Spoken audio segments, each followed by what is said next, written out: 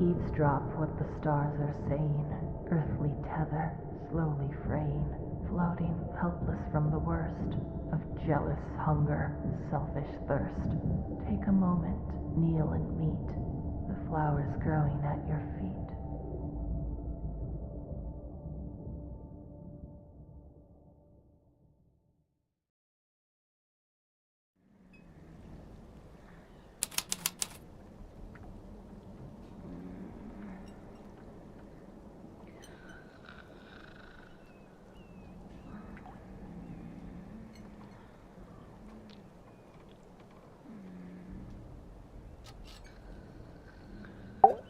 It's Sally. To be fair, it is 4 in the morning. I agreed to stay awake and see if anyone shows up. So far, nothing. It's some book Sally's been reading. She insisted that we bring it with us, although I'm not sure why.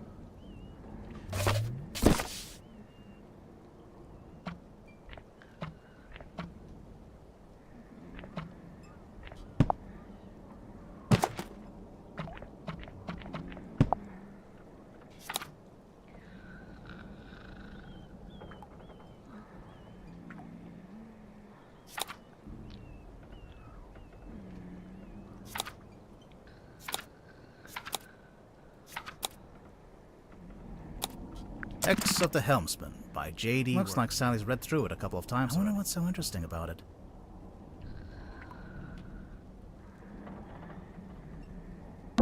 There's nothing written on the barrels. I'm sure they were once filled with some kind of wonderful, unsanctioned local fishing trips on board the Dearest Selena. I'm guessing that's the name of the ship. Enquire with Felicia Stonetop at the bar, or lamps. They've stopped giving out light and taken up dust collecting. That's also what I plan to do when I retire. It's the case file, the reason we're here. It was left for us right here on the bar.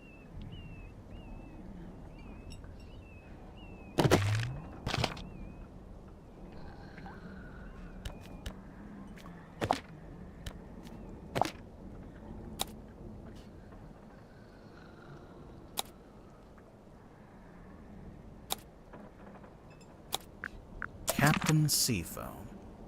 As far as I know, that's who hired us, and who left the case file here in the inn. But where are they now? Where is anyone? Sally, what do you think? Great contribution. I thought I heard something outside. Hello? Sally, wake up. We have to go. Why? Because there's an eerie green light trying to lure us outside. Oh, that's a pretty good reason. I'll get up. I think it's time to go outside. To move around, use the map button in the bottom left.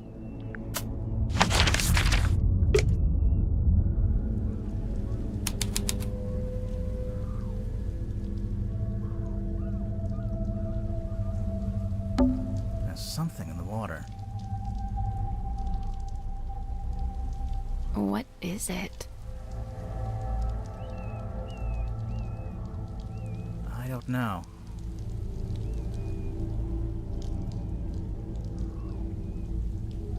But whatever it is the source of the green light. It's the Stonetop emblem, I guess. Looks like a snowman. It's not... Why would it be a snowman? Alright then, what is it? I think it's 3 stones stacked on top of each other. Oh, that actually does make more sense. The Stonetop Inn. The best inn in Silkworm on Sea. It's the only inn. And therefore the best. It's a billboard for a theater. Baroness Fortuna presents Fortuna Hall. Performing tonight, Waylon Wolfe. Ooh, tonight? Yeah, we didn't come all this way to go to the theater. Also, the sign is several years old. Another abandoned building. Mr. Grip's Emporium. What do you think they sell? Currently, nothing.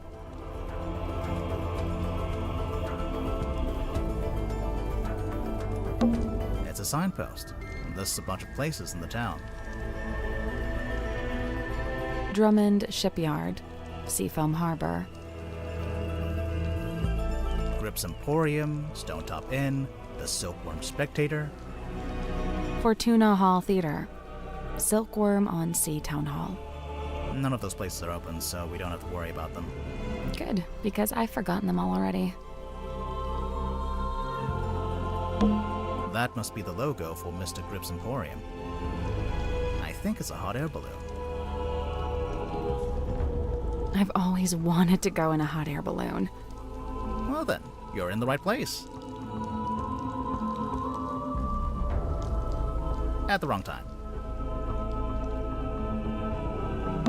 A large stone statue on top of a fountain.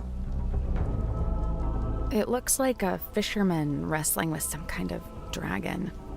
It says right here, the Silkworm Serpent. It can't be a serpent. It has legs. Right?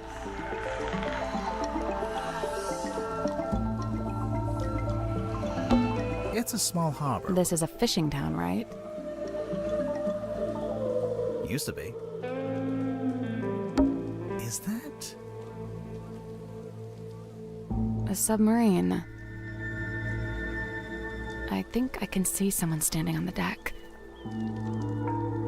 Maybe we should go take a look.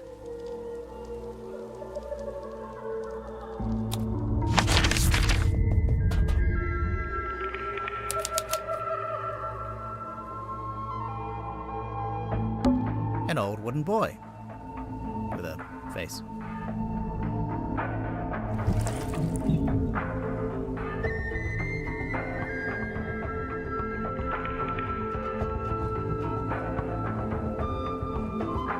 This is where the green light was coming from.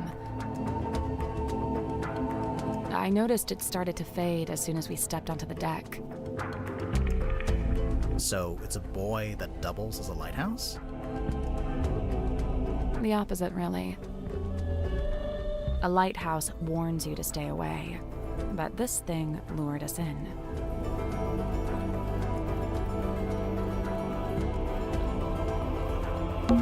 Looks like it initially said seafoam, but that got crossed out, and now it says more. I'm getting mutiny vibes from this. I don't know about you. It's the wrong way around. What? Take another look at the case file.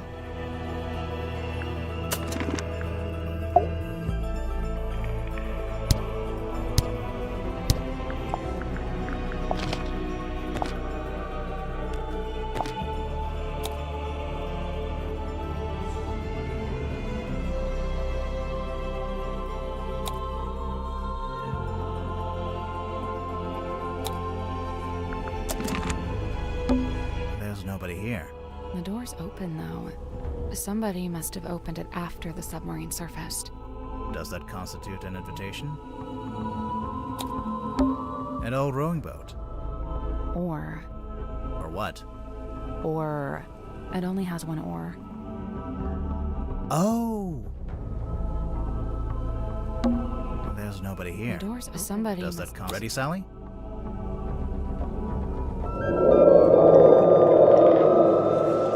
What did you say? Huh?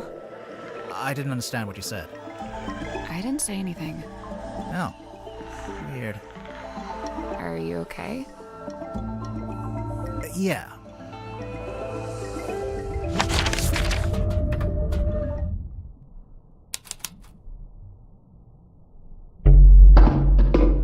What's at the bottom of the ladder? I can't see.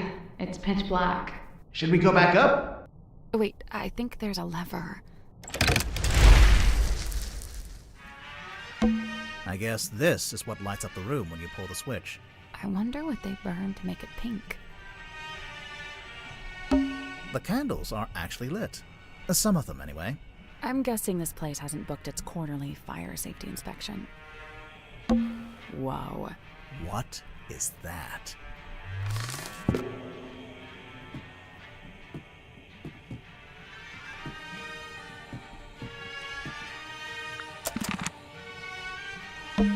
There's an old-fashioned speaker mounted on the wall. It's playing spooky music. It's the kind of music you'd hear at a fancy party for vampires. I hear it. But the vampires are all wearing masks, and there's one guy who's secretly not a vampire, and... Sally. Hmm? What's in the frames? They're just ocean landscapes. I think this door leads into the control room. I want to go into the control room. Well... You can't. It's locked. It's taped up on the other side of the door. You don't need to come in here. The crime scene is one floor down at the very back of the submarine, Captain Seafoam. Thanks for the directions, I guess. Do you get the sense that the captain is hiding from us? Why would they do that?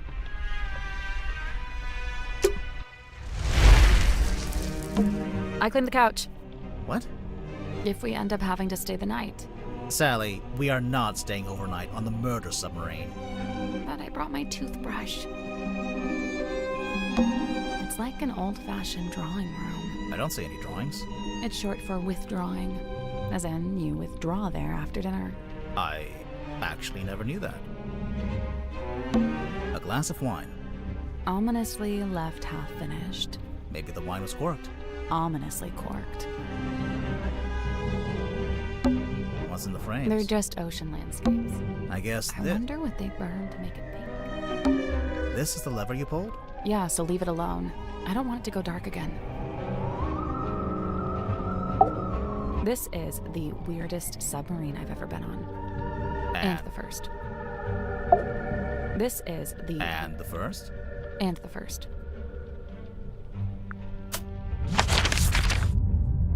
Well, let's head to the crime scene first.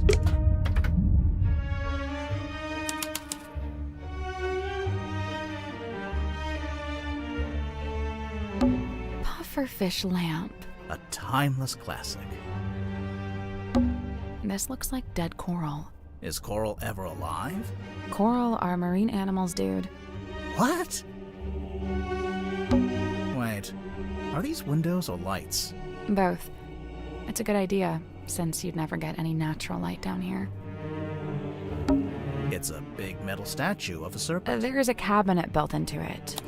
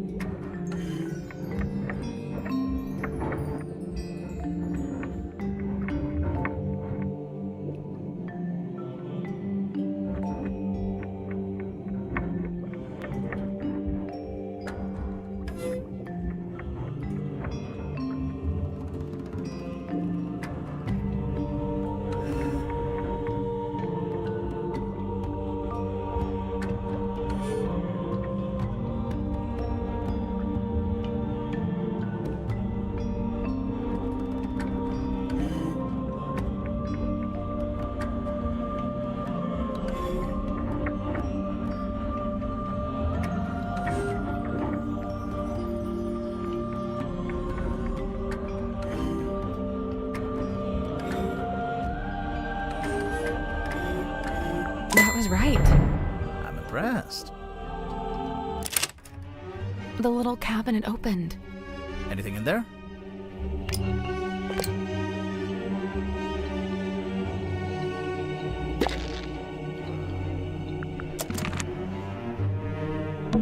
Pots and pans for cooking.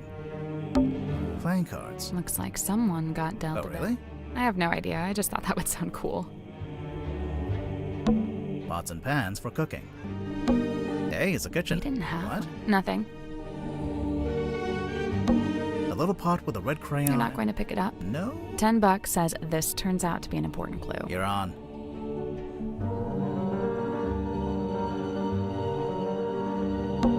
A picture of a fish. Delightful. It's a I big... opened the cabinet and found this.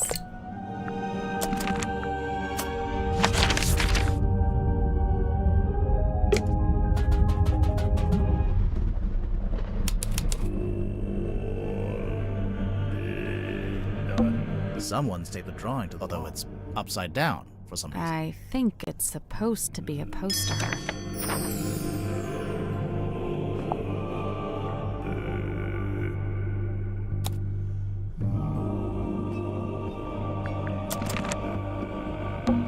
There's a little broken bottle on the floor. I'm guessing Mortuga dropped this when he died.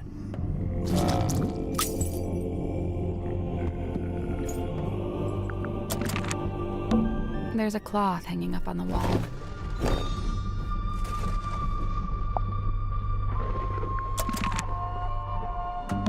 The stool's been knocked Doesn't over. it look familiar to you? Sally, it's a standard wooden stool. I don't... It's a little window, looks out into the endless. Why did you phrase it like I don't know. that? This is the cauldron? Not quite what I was expecting.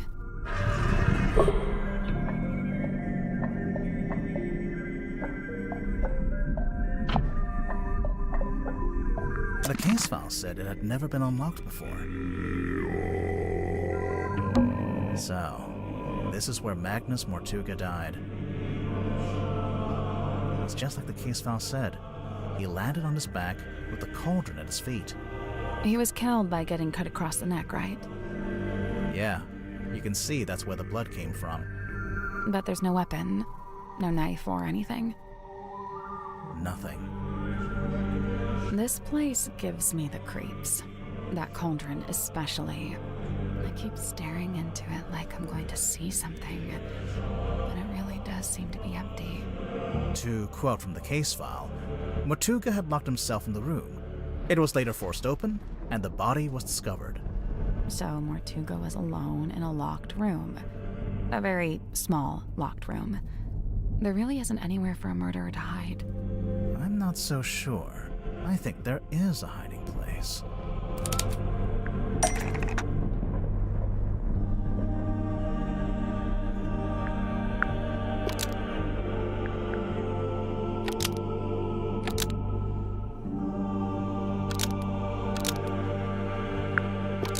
Magnus Mortuga killed the cauldron and was killed by what was inside. Almost. Maybe just change one third.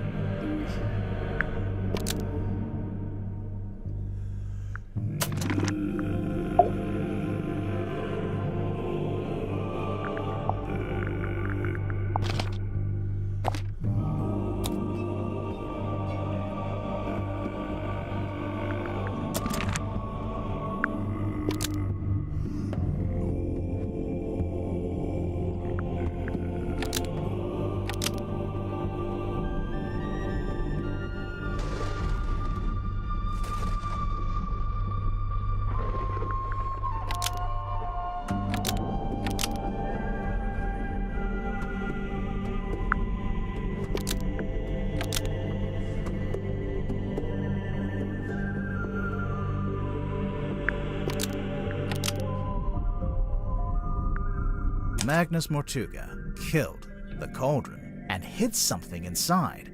That's not right.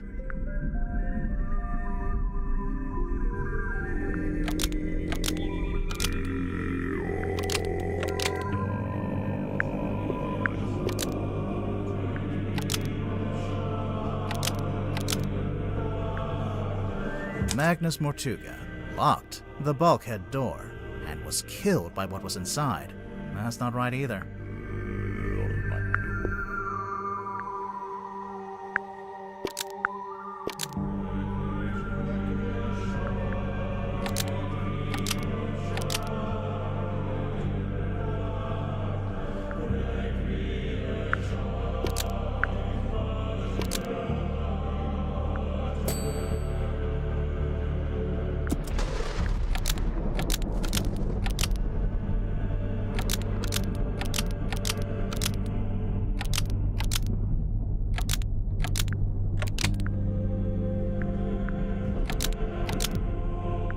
Magnus Mortuga unlocked the bulkhead door and was killed by what was inside. Almost. Maybe just change. Magnus Mortuga unlocked the cauldron and was killed by what was inside. I really don't think a person... And didn't they say it had never been unlocked before? If that's true, there couldn't have been anyone in there. Right, I agree. I don't think it was a person. Then what? I don't know. But you have to wonder why it was kept locked in the first place. I'm guessing there was something pretty bad in there. Look, Mortuga died from a cut across his neck, not from some vague paranormal entity. Unless you're suggesting it was a vague paranormal entity with a knife? Did you get a good look at the inside of the cauldron? There was something I noticed.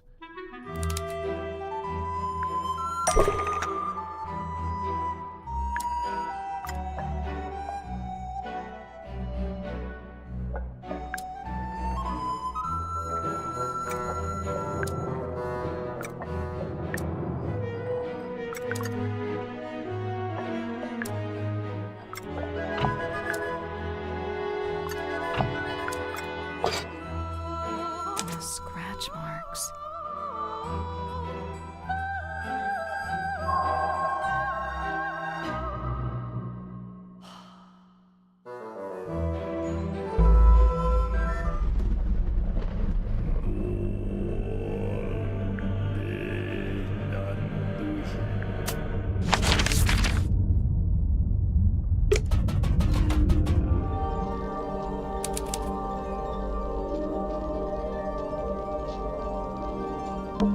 An eerie painting of a girl standing in the woods.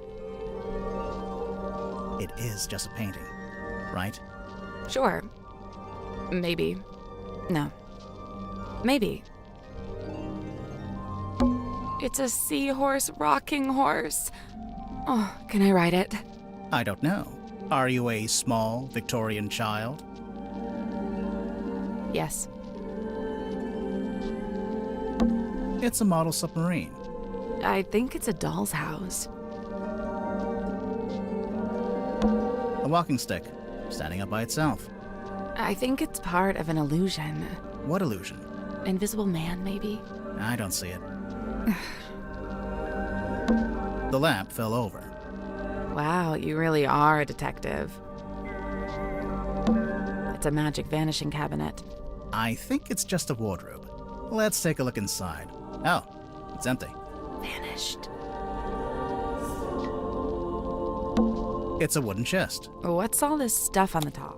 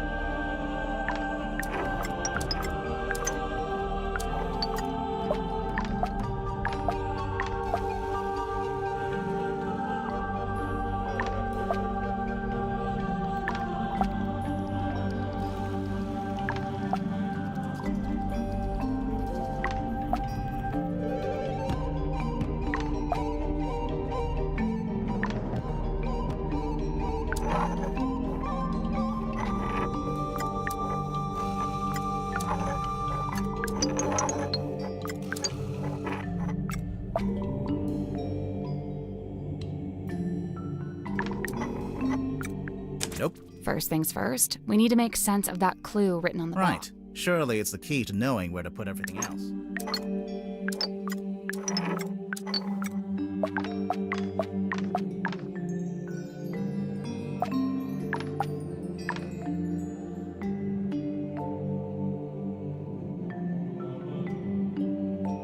Just gonna rest my brain. A page ripped out of a newspaper.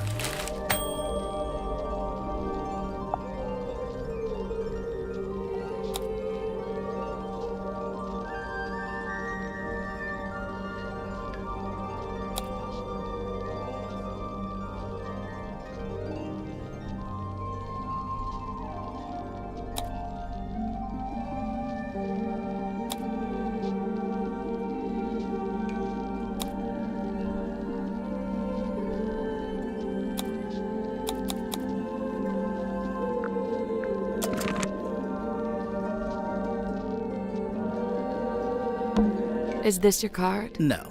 Aw. And eerie it is just... Sure, maybe. No. Maybe. Anyone important? I don't think Good.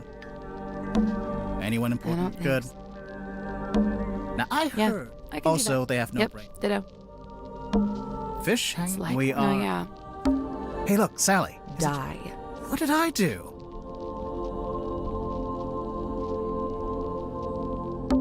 It's a wooden chest. What's all this stuff on?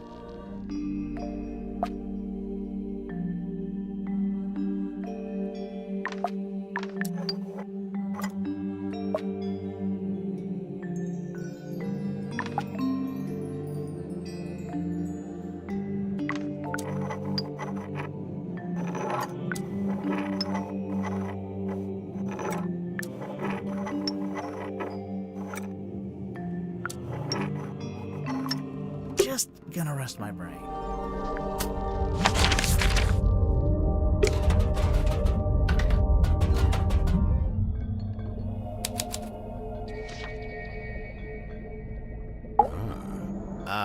Hello, sir? Two strangers, emissaries from the world above.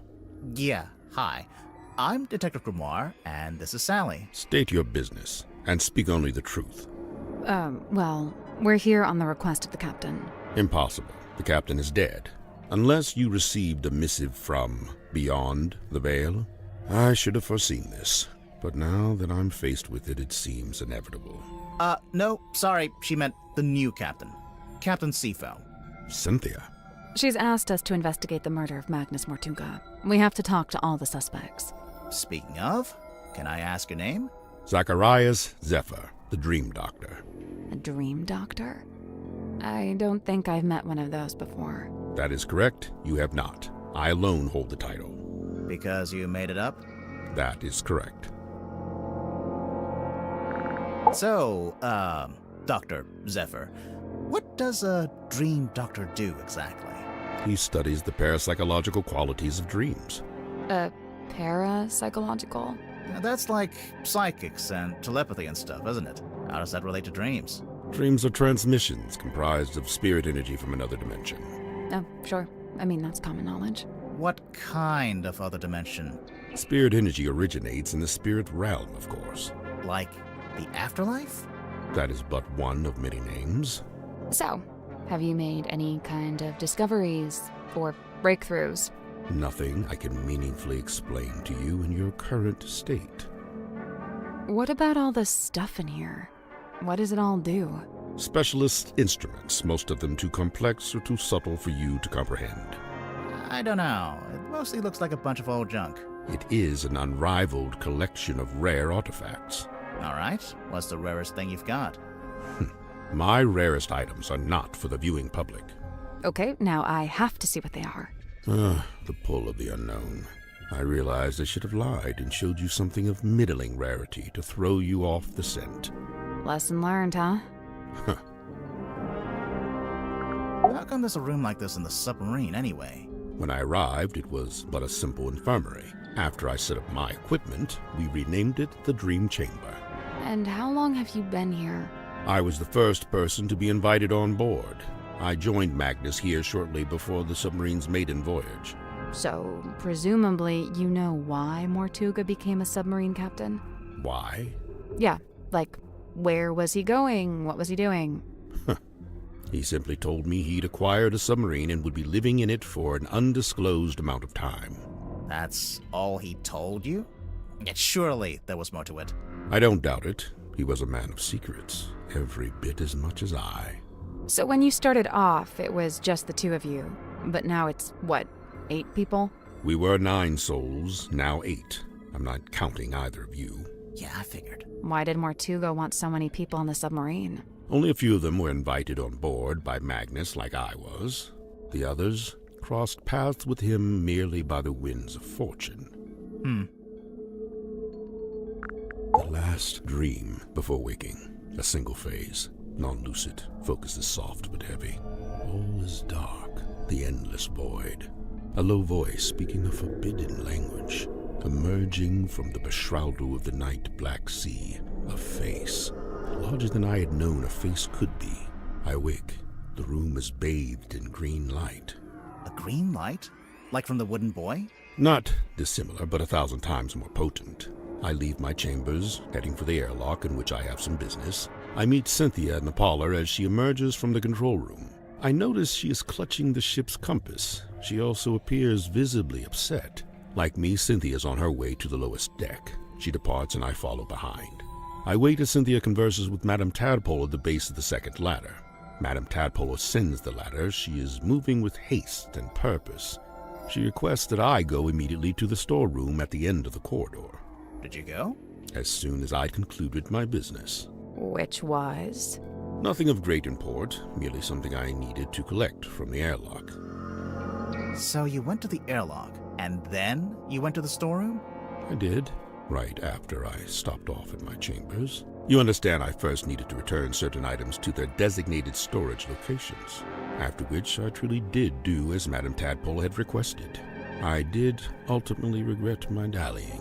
As it transpired, she had wished to inform me of Magnus Mortuga's death, and there his body lay, in the shadow of his stone cauldron, his blood pooling beneath him. A potent unease was already germinating amongst the group. Doubts were beginning to be sown, and fingers were beginning to point. Magnus Mortuga was a man of great will and great strength. It is hard, still, to accept that he has left us.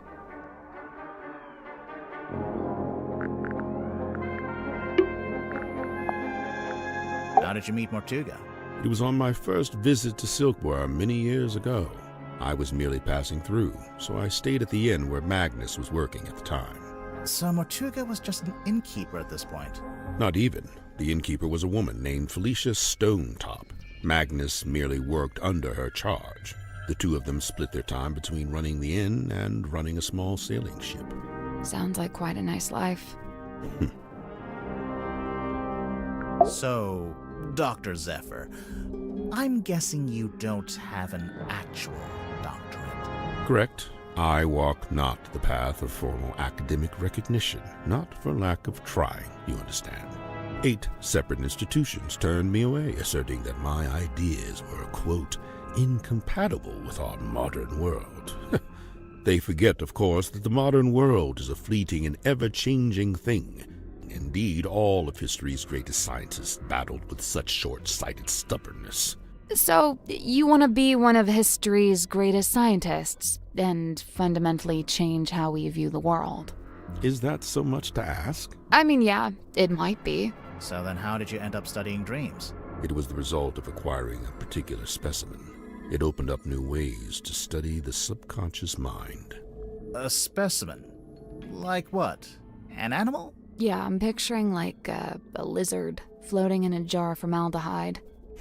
Something like that. So, what are you working on now? Here in your dream chamber? I'm studying subconscious spirit transmissions, analyzing their meaning, their intention. Do you need to be in a submarine to do that? Of course not. However, positioning myself here affords me other opportunities. Like what? The possibility of studying the most important specimen of all. If her transmission could be analyzed, interpreted, it would be an unparalleled discovery. Her? She is all that stirs in the minds of men that they shall never know. A being known only as the mermaid. A person? I've told you all I know. Then apparently you don't know much at all. Correct.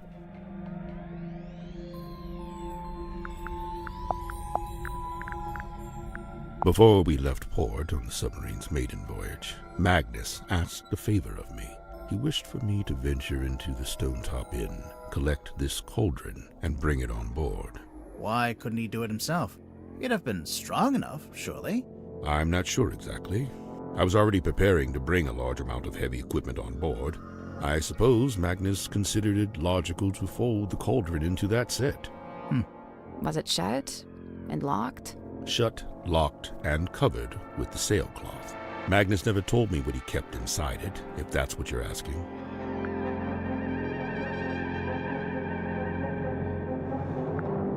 This is where I first learned about Miss Silkmoth and her residence at the Fortuna Hall Theater. This was after you'd started living in the submarine. Correct. So Mortuga had the newspaper on board with him. Only this solitary page.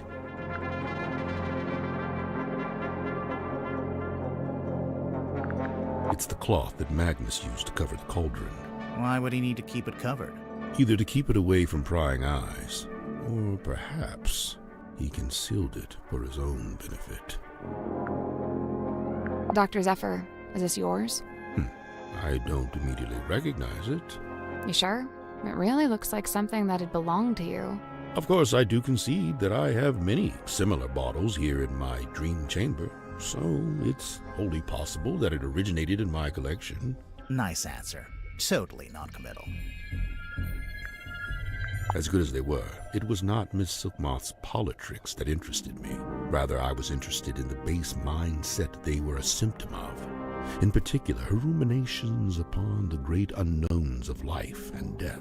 There are clues to it, right here. Look at the choice of words. Unfathomable, inconceivable. And on the reverse, you need only look at the chosen subject matter for her newest work. It's a Grim Reaper. Bottled sunlight. It appears somebody's looking to protect themselves from vampires. There's no vampire on board, is there? Of course not. What about Mortuga? I'll admit, it was a rumor for a time. I believe this to be a depiction of a being known as the Mermaid.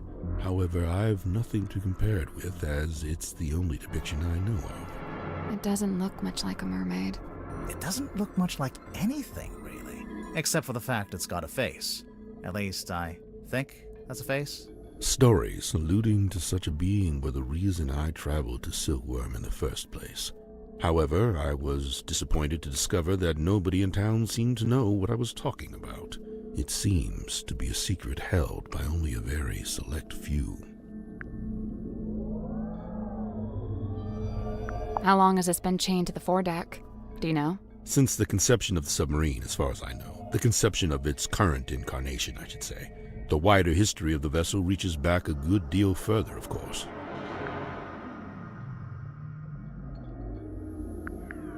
It seems our collective fate hangs on the outcome of your investigation.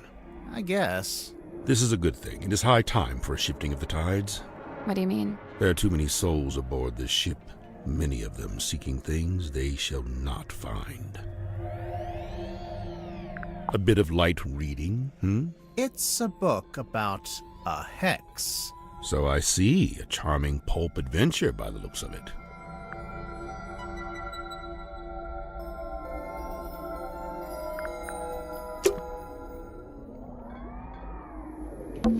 I wonder how it gets... Yeah, I would recommend that you don't wander. Tired?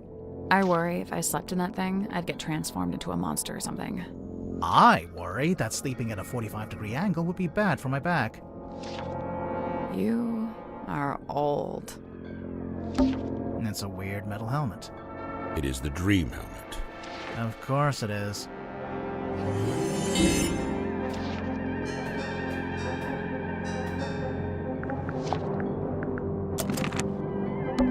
I'll just take a look in this cabinet. Watch out for spiders. Yeah, I don't think there are any spiders. We're on a submarine, remember? I do seem to need constant reminding. Big glass bell jars with creepy... If I had a penny for every time we go somewhere and there's big glass bell jars with creepy things inside. It's a weird crystal. It is the fog ball. If you say so.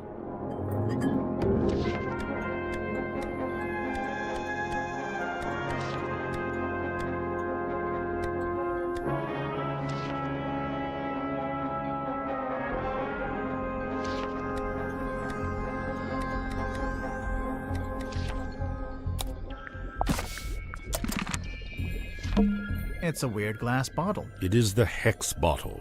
Yeah, I knew that.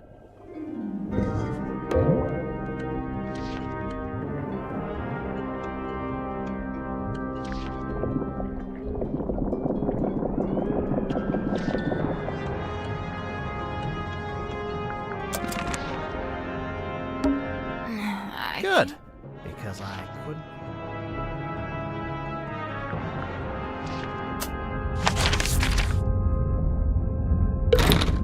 Locked.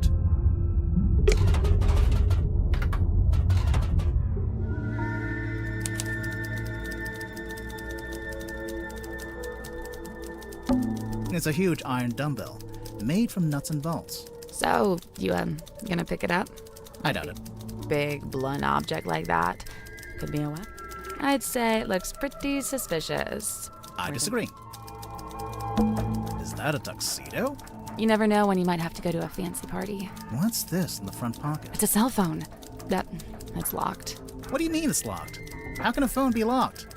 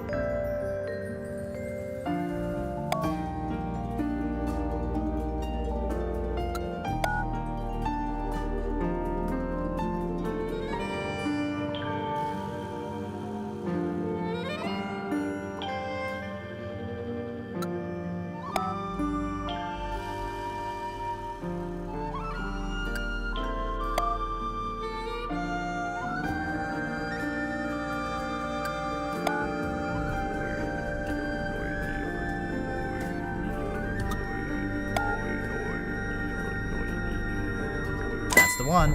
Good job. It's unlocked. So now we can look at it?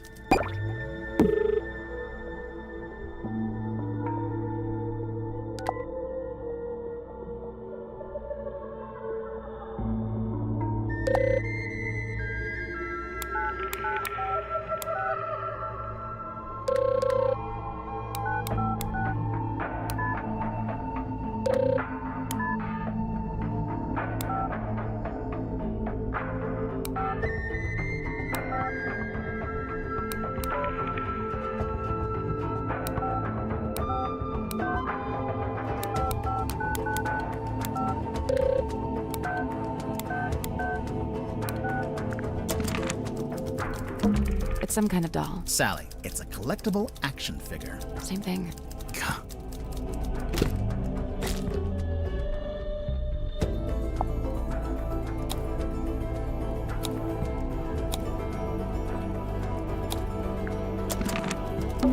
We already unlocked the cell phone.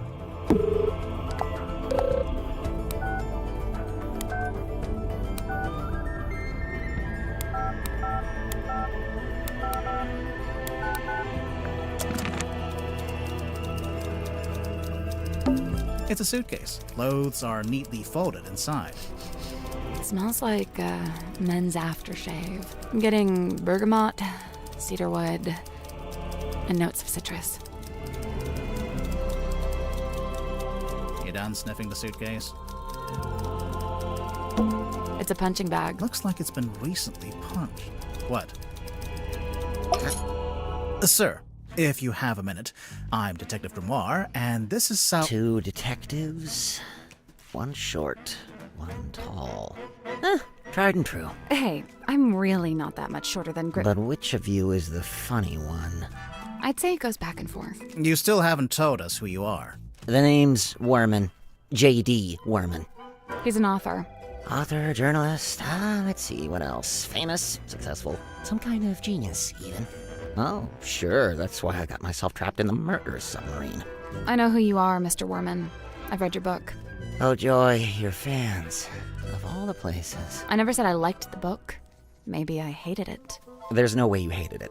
The arcs are too tight. Each chapter leads to the next, beginning, middle, end, and bang. not a line wasted. Damn, he's right. So, Mr. Werman, you're a famous author. That's what they tell me. How did you end up on the submarine? I came of my own volition. Why? I wanted somewhere quiet to work on my next novel. Minimal distractions. Not saying it's worked, but You're writing a sequel? trying to. Hang on. A sequel to what? Grimoire, are you not paying attention?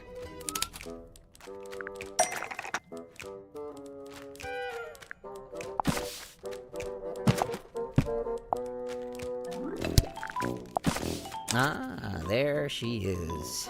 Benefactor and burden both.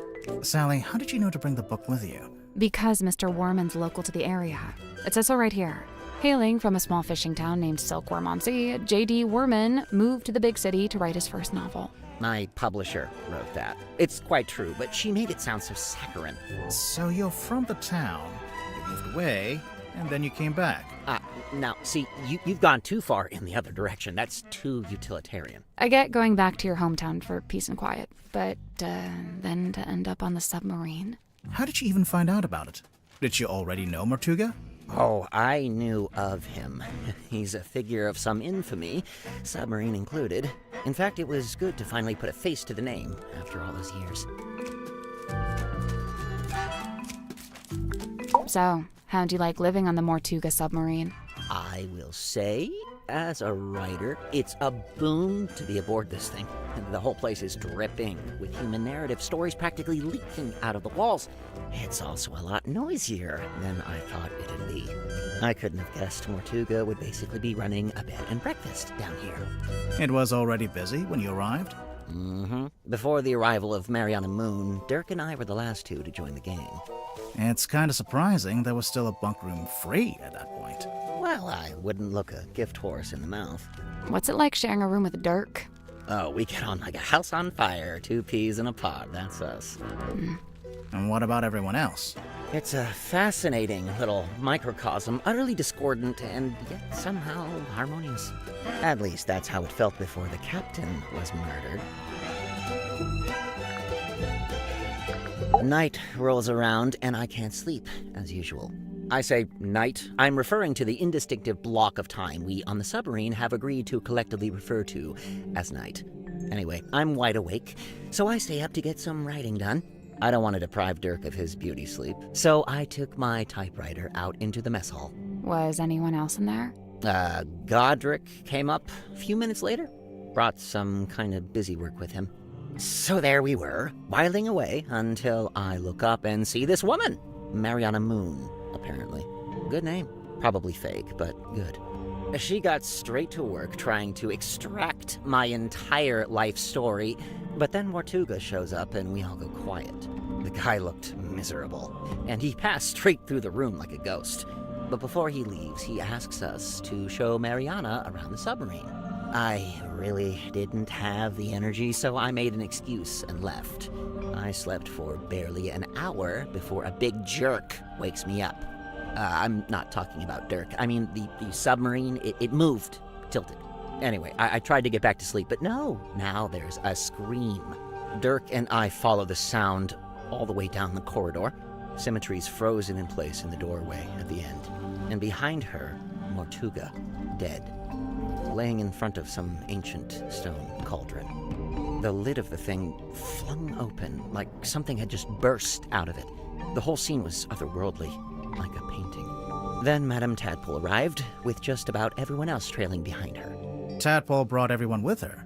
So, she already knew about the murder. From what I gather, she discovered the body and then left to go get everybody else. And you know, I really didn't want to get in her way, so I returned to my room to await further instruction. Did you go back to sleep? No, I couldn't. I went back to work. Figured I'd be better off keeping busy, you know.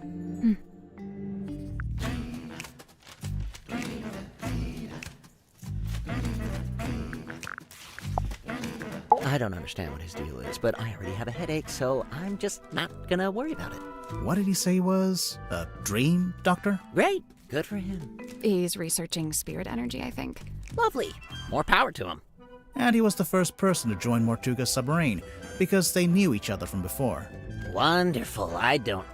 Wait, really? Huh. Zephyr's not from Silkworm, though, is he? I don't think so. Interesting. Well, thanks a lot. Now I have yet another thing to think about. Have fun! Cuts quite a figure, doesn't he? Like something from myth. He was real, of course. Flesh and blood. I imagine you must have been curious to meet him.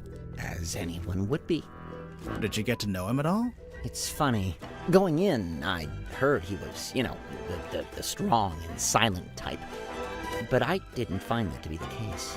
So he was friendly with you? In his own way. The day I first arrived, he invited me into his cabin. Just to talk, apparently. What did you talk about? He asked me about my home life, my family, my father. Not to be rude, but why would Mortuga care about any of that? To this day, I'm not quite sure. I think maybe he was after some kind of information about the outside world, and thought I might be a good source. So what made you want to become a writer? That's all I've ever done. I was given a job writing for a newspaper when I was pretty young. Given a job? Yeah, friends in high places, Like who? My father was the mayor. Ah, that'll do it. Did you enjoy writing for the newspaper? Sometimes. Other times it was painfully dull. I've got a tendency to lean towards hyperbole, and the everyday goings-on in Silkworm weren't always enough to satiate me. For every rumor of a cursed man disappearing into the ocean, you'd have 10 elderly couple file complaint over garbage collection. Rumor of a cursed man? Wait, you wrote an article about Mortuga? Oh no, I quit before that. I left town and went off to the city to be an author. And the result? Hex of the Helmsman. 50 national bestseller lists. As we speak, it's being translated into 5, 6, 7, 8 more languages. Must be nice. Your first book, and it's a big hit. I'm not complaining. I can see why you'd be writing a sequel. I really don't have a choice, do I? This is how things go. If you get a success, you have to keep it going.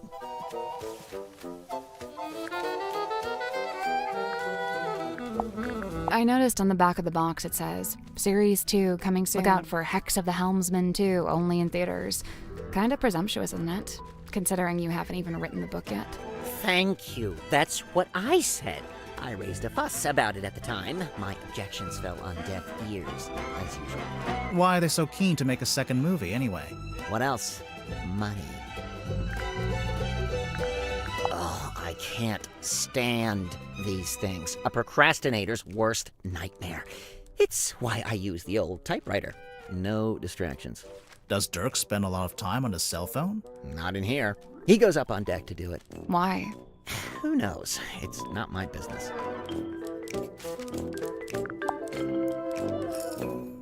Yes? Something you wanted to ask? Zephyr called this a hex bottle. We thought you might know what it is, since, you know. I wrote a book called Hex of the Helmsman. Well, yeah. Wow. Yeah, no, I've got nothing. Done. Next. What's this dime store trinket? It's called a fog ball. Is it now? And it was in Zephyr's lab. It could be a priceless curiosity. Oh, yeah?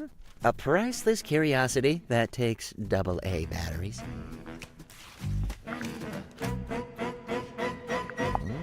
Dr. Zephyr's got quite the imagination, doesn't he? Now this is a throwback. I cut my teeth writing local interest stories like this. You wrote this? The review of Sim's old magic show? I did. But it says Theater Review by James Dusk. Oh, wait. And she finally works out what the JD stands for in JD Werman. Sorry, your name is James Dusk, and you changed it? It's a strong image. The ancient cauldron opened for the very first time. It can't be the very first time. Someone must have opened it before. Semantics. So, what do you think was inside? Does it matter? I'm pretty sure it does. It might explain how or why Mortuga died. True. The murder weapon, maybe? Like a knife? Sure, why not? It would explain the scratches on the inside, after all. I guess. The Stargazing Girl. Sounds like a good title for something. Like a book? Or a film? A one-woman play, surely. Picture of a moon. Tried asking Mariana Moon? Wow, never would have thought of that. Occam's razor, my dear. Who? I don't think we've met him yet. Great pull quotes. That's some strong marketing for a small-town theater. Did you ever see the show? Yeah, I did, as part of my old newspaper job. Why is it called Lady of the Looking Glass? The central trick was Symmetry talking to herself in a mirror, only sometimes the reflection didn't move with her. How did she do it? My guess is the mirror can switch between being reflective and being see-through glass. You know, looking through to a second Symmetry on the other side. An identical twin, maybe? Probably just a very good dummy. How I wish I'd remembered to bring painkillers. Are any of these painkillers? Unfortunately, no. They're just supplements. And nice, harmless, organic ones, too. They wouldn't even take the edge off a headache. Have you ever seen this painting before? Before the submarine, I mean. Yeah, it used to hang in the Stone Top Inn. For a little while, at least. Really? Seems like it would scare away all the customers. Nah, old sailor types love stuff like this. It's a conversation piece, isn't it? I tried asking Mortuga what this was. No luck? He just said it was something he'd picked up on his travels. Picked up where? Floating somewhere in the middle of the ocean? Yeah. I assume so. Let's have a look. Murder victim locked himself in the room. Body discovered. No weapon found. Cauldron open for the first time. Yeah, nice. Just enough information to hook you without giving too much away. Cynthia knows what she's doing. So, you've read it, Sally, but Grimoire hasn't? Nope. What's it about? I'd really rather not reduce it to a single sentence. It's about a guy named Marcus Mordoom looking for something called the Devil of the Deep. And does he find it? I just think it'd be better if you took the time. Yeah, kind of. It gets a little abstract towards the end. So what? It's just Marcus Mordoom on a ship, and that's it? We're talking about several themes carefully laid on top of each other. It's also a love story. Marcus is in love with a woman named Belicia. She's his captain. I don't see her on the cover. Really, all the nuance is lost if we just... No, she's there. Kinda. Like I said, it gets abstract. I'll take your word for it. If you'd like to read it, I have a spare copy you can... Nah, that's okay. No time. Oh.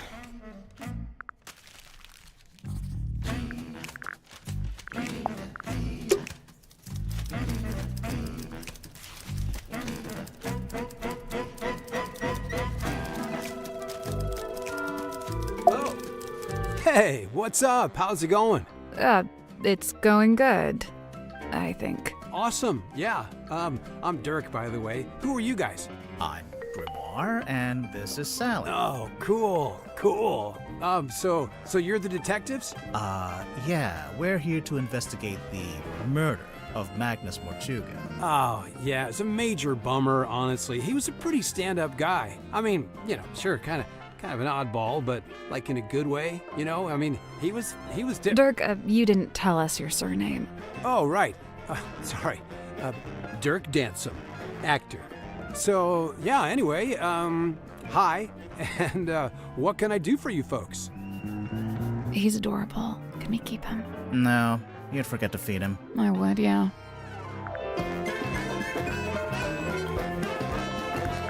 So, Dirk, you're an actor.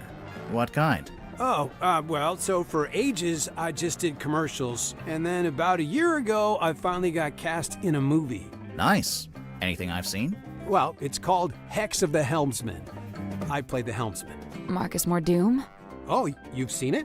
No, but I read the book. Oh man, the book is gnarly. I mean, I'm not usually one for reading, but I actually finished it. Yeah, the whole thing. Congrats. The author's a stand-up dude, too. J.D. Warman. You know him? Well, yeah, he's sitting right over there. You should go talk to him. Super friendly, loves meeting new people. I bet. Was your movie a success, Dirk? Yeah, man, it's making megabucks. Are you going to make a sequel? Well, they want to move on that ASAP, but, we're not ready to start filming yet. And what? You're taking your vacation on a submarine while you wait? No, I'm just tagging along here with Worman. Yeah, he wanted to take a trip out here, and I figure, the more the merrier. What do you make of the Mortuga submarine? Man, this place is wild. It's like something out of a weird old book. Nobody back home is gonna believe any of it. How do you like living here? Honestly, mixed bag. So I love meeting all the weirdos that ended up down here. All kinds of people I'd normally never rub shoulders with, But man, is it dark. I mean, there's no sun, no day, no night. You barely even feel the time passing. Listen, if you're not careful, it'll get you. No, for real. You seem to be holding out. Ha, well, thanks. So far so good. How long has it been? Worman and I arrived a couple of weeks ago. We're the most recent arrivals, aside from Mariana. It's lucky they still had this room free. You ended up with pretty nice living quarters. I guess. I never really thought about it. Dirk, you're basically just a passenger, am I right? You don't have a job here on the submarine? Well, I set myself personal goals. Like what? Like, I was trying to find out everyone's birthday. I got Cynthia's, Grip's, Tadpole's. Oh man, that one took some doing. Yeah, she does not like to share personal info, let me tell you. Mortuga, though? Brick wall. He would not give me the goods. I got woken up when the submarine did a weird kind of movement, like a sudden tilt. It woke Worman up, too. So yeah, we were both sitting there, awake, not sure what's going on. At some point, I got curious what time it was, so I looked at my watch. But, as I was looking at it, it freaked out. Oh, the hands moving all over. And like they were trying to point in all directions at once, if that makes any sense. Anyway, I didn't have any more time to think about it since then we heard this scream. Yeah, Worman and I left our room, went through the mess hall and towards the storeroom at the end. It was unlocked. Sim was standing in the doorway. Mortuga was on the floor, totally dead. I tried to help Sim, pull her away. Worman, though, he just stood there, staring. Didn't look away once. It was like he was trying to commit it to memory or something. Although, I don't think he noticed the person outside. Sorry, what? Outside the submarine. Yeah, I saw someone swim down past the window. I couldn't tell who it was, though. Okay. What did you do next? I wasn't sure what to do, to be honest. Luckily, Tadpole showed up a short while later, and she kind of took charge. Grip and Cynthia showed up next, then Mariana, then Zephyr. Tadpole wanted to know what had happened, but nobody had any answers for her. It was bad vibes all around. Sim and Cynthia left first, then Worman, then me and Mariana. We left around the same time. So, yeah, I went back to my room. Worman was there already. He'd gone straight back to work. And, that's all I got. Can I stop talking now? Dirk Dansom, 6'2", blonde, athletic, passionate, adaptable, amenable. Okay, you're hired. Please stop. And how long have you been an actor? Oh man, I've been trying to break into it for like forever. But I was getting nowhere until Mr. Vanderpeer said he wanted to hire an unknown for his new project, Hex of the Helmsman. It's kind of a fantasy horror adventure. I play mysterious anti-hero Marcus Mordoon. He's pretty much the main guy. So you went from getting no work to getting the lead in a big movie. Crazy, right? So you're rich and famous now? Well, I mean, yeah, right? I mean, hello. Hello. Hey, what's up? Dr. Z. Oh man, I love this guy. Hey, did he show you his curiosity collection? I don't think so. Dude has some seriously rad stuff in there. Plus, it's all real, Worth a lot of money, you think?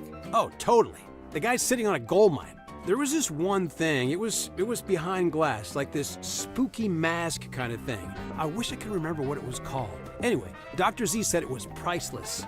So, obviously, I asked what that meant, and get this. It means it's worth a lot of money. Worman's my good buddy. Yeah, he's like the cranky older brother I never had. How did you become friends? Oh, it was mandated by the film studio. What? Well, I played the lead in the movie version of Worman's book, so the studio figured we needed to be friends. And now he's writing his next book, a sequel. Yeah, dude, Hex of the Helmsman 2, The Revenge Unleashed. Or whatever, I don't think he actually has a title for it yet, or a story outline, or actually anything. I kind of feel bad for him, honestly. It's a lot of pressure, you know? Dirk, your work and Worman's work, they're kind of intertwined, aren't they? How do you mean? You can't make your next movie until Worman's written his next book. Oh, sure. I mean, that's true, I guess. Interesting. Listen, I heard the dude died because of a curse. Is that true? No, there's no evidence of a curse. Oh, still. Did you get to know Mortuga before he died? Man, I tried. Dude was not much for conversation. You know, I tried explaining how I'm an actor playing a character that's kind of similar to him. Figured he'd be stoked. Let me guess. He was not, in fact, stoked. Actually, I tell a lie. There was one thing Mortuga wanted to talk to me about. Oh, yeah? He was super curious about contracts. Like the legal documents. Yeah, he wanted to know how they work. Like, how they can be used to make people do stuff or not do stuff. Weird. I am officially living the dream. How many people can say they're an action figure? I'll admit it. I'm jealous. You carry this thing around everywhere you go, Dirk. Of course, but I'm super duper careful to keep it in mint condition. Mint condition? I really wouldn't say. Yeah, they told me if I leave it in the box, it'll be worth way more in the future. Yeah, do you have the whole set? Looks like there are 2 other figures in the series. Oh no, they only gave me this one. My co-star Julie has the other 2. This is yours, Dirk? We literally found it in the pocket of your tuxedo. How'd you know for sure it's my tuxedo? Dirk, show me one other living soul on this submarine that could even conceivably own a tuxedo. Hey, so remind me what a hex is again? Didn't you just make a movie called Hex of the Helmsman? Right, but look, I'm bad with learning what the made-up words mean. It's not a made-up word. A hex is a magic spell, kinda like a curse. Or it can mean 6, as in hexagon. Oh, gotcha. Okay, yeah. I was hoping that would clear up what a hex bottle was, but no dice. Is that a crystal ball? Yeah, I think it's made of glass. Right, but a crystal ball in the sense that it's a magic ball you look into and you see your future or whatever? Oh, yeah, I guess. Why don't you look into it? You'll see yourself solving the murder, and then you'll know who did it. It's genius. Dr. Z told me this is a dream helmet. Have you tried it out? Nope, I don't dream. What? Yes, you do. No time, bro. Gotta optimize that sleep cycle, you know? If you're dreaming, you're not resting. You're insane. A little bit. Hey, the guy who wrote this review has the same name as As who? I'm not sure if I'm allowed to say. Man, Mortuga really was an odd duck, wasn't he? I mean, who owns something like this? What's it even for? It used to be locked, so I think he kept something inside it. Oh, what? And it got stolen? The thing? Whatever it was? Maybe, yeah. Whoa, I wonder where it is now. Hard to say, since we don't know what we're looking for. But somewhere on the submarine, I guess. Not necessarily. Someone could have thrown it into the ocean. Oh, great. What's the deal with those holes along the sides? They're from when it was a sail. Why would a submarine need a sail? Someone dropped their perfume? Bummer, that stuff can get expensive. Huh. Who's that little Grim Reaper guy in the drawing? I'm not sure. You recognize it? It does seem kind of familiar for some reason. Oh, you found my tablets. What are they? Vitamin D, all 3 types. That's the one you get from sunlight. Yeah, I gotta take it while I'm down here, since I'm not getting natural light, you know? How come you left them in the mess hall? I figured the others might benefit from them. Not sure I had any takers, though. Her. Deliberately vague title. Love it. I've seen this chained up on the foredeck. It's kind of intimidating, huh? It's a boy. For real? Huh.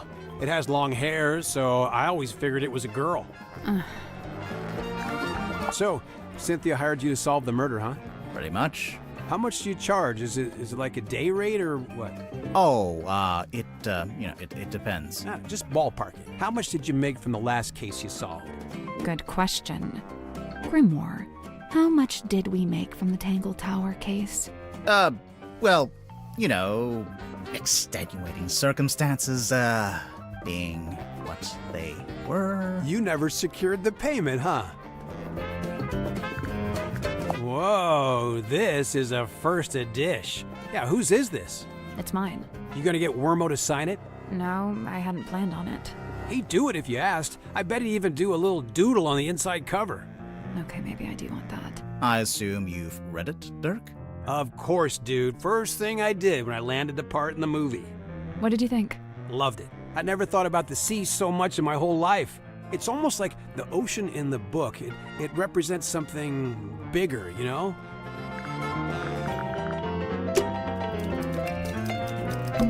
One good thing about every window has an ocean view. There's a sink here with its own... Looks like someone's been using it to shave. There's a sink here. Looks like someone's been using it to shave. A bunch of discarded There's tape. something... Yeah, but Kinda looks like an attempt at the first chapter.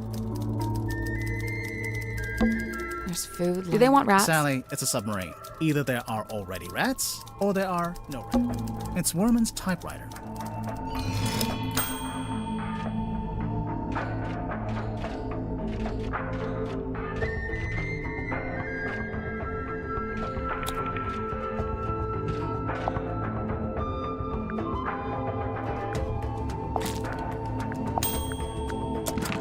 There's something strange about this typewriter. Didn't you notice the weird mechanism on the back?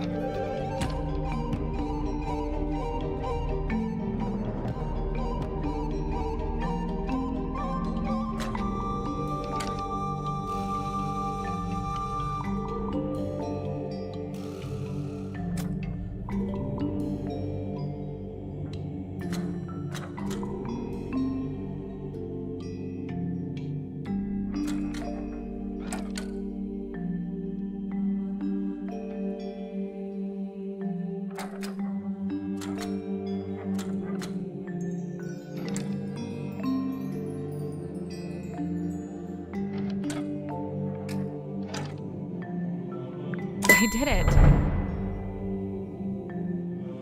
Good job. The little hatch opened. What's this? The letter?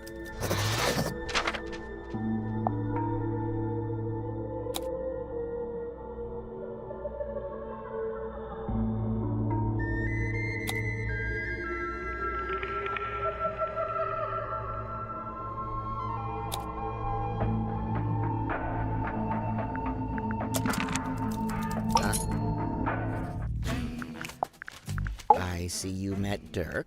How do you know him? He's the actor they found who played the lead in the adaptation of my book. Did you not get a say in that? Oh no, that's several notches above my pay grade. It's all decided by the executives over at Wit and Whimsy. Sure, they keep me around as consultant, but I found that to be a pretty hollow title. Do you think he's a good actor at least? Dirk? He was a good fit for the kind of film they ended up making. How's that? So, how come you two traveled to the submarine together?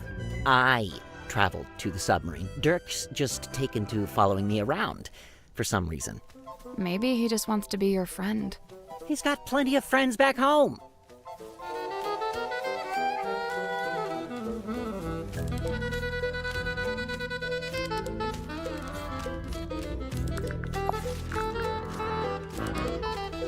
It's mine, as you are well aware, seeing as how you just fished it out of the back of my typewriter. That's right, I was watching. I don't disappear when you stop talking to me, you know. The envelope's addressed to you, but it says, Dear James, at the top of the letter. Congratulations, you've sussed out what the J in my name stands for. If that's the height of your investigative prowess, we're all in trouble. It's signed by someone named T.W. Ibis. Another astute observation. You know, of all the detectives I've met, you two really are the most recent. Grimoire, he's being mean to us. I noticed. How come the keys are all messed up on your typewriter? It's old, sometimes they fall off. I guess I don't always put them back in the right place. And, what have you typed on that page?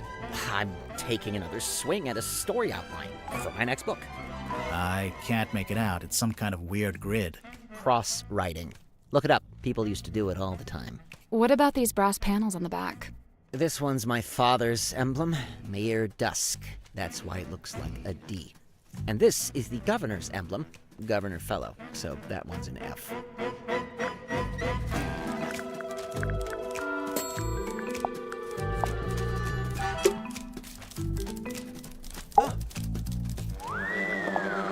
Wormo's typewriter. He lugged it all the way here.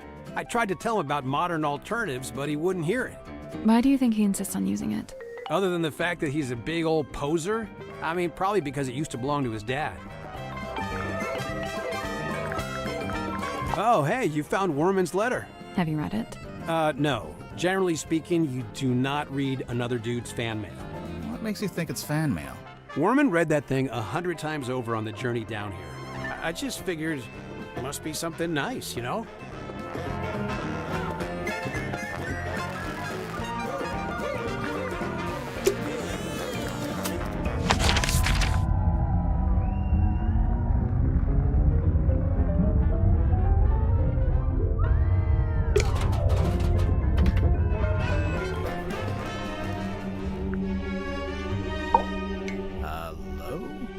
Go solve the crime!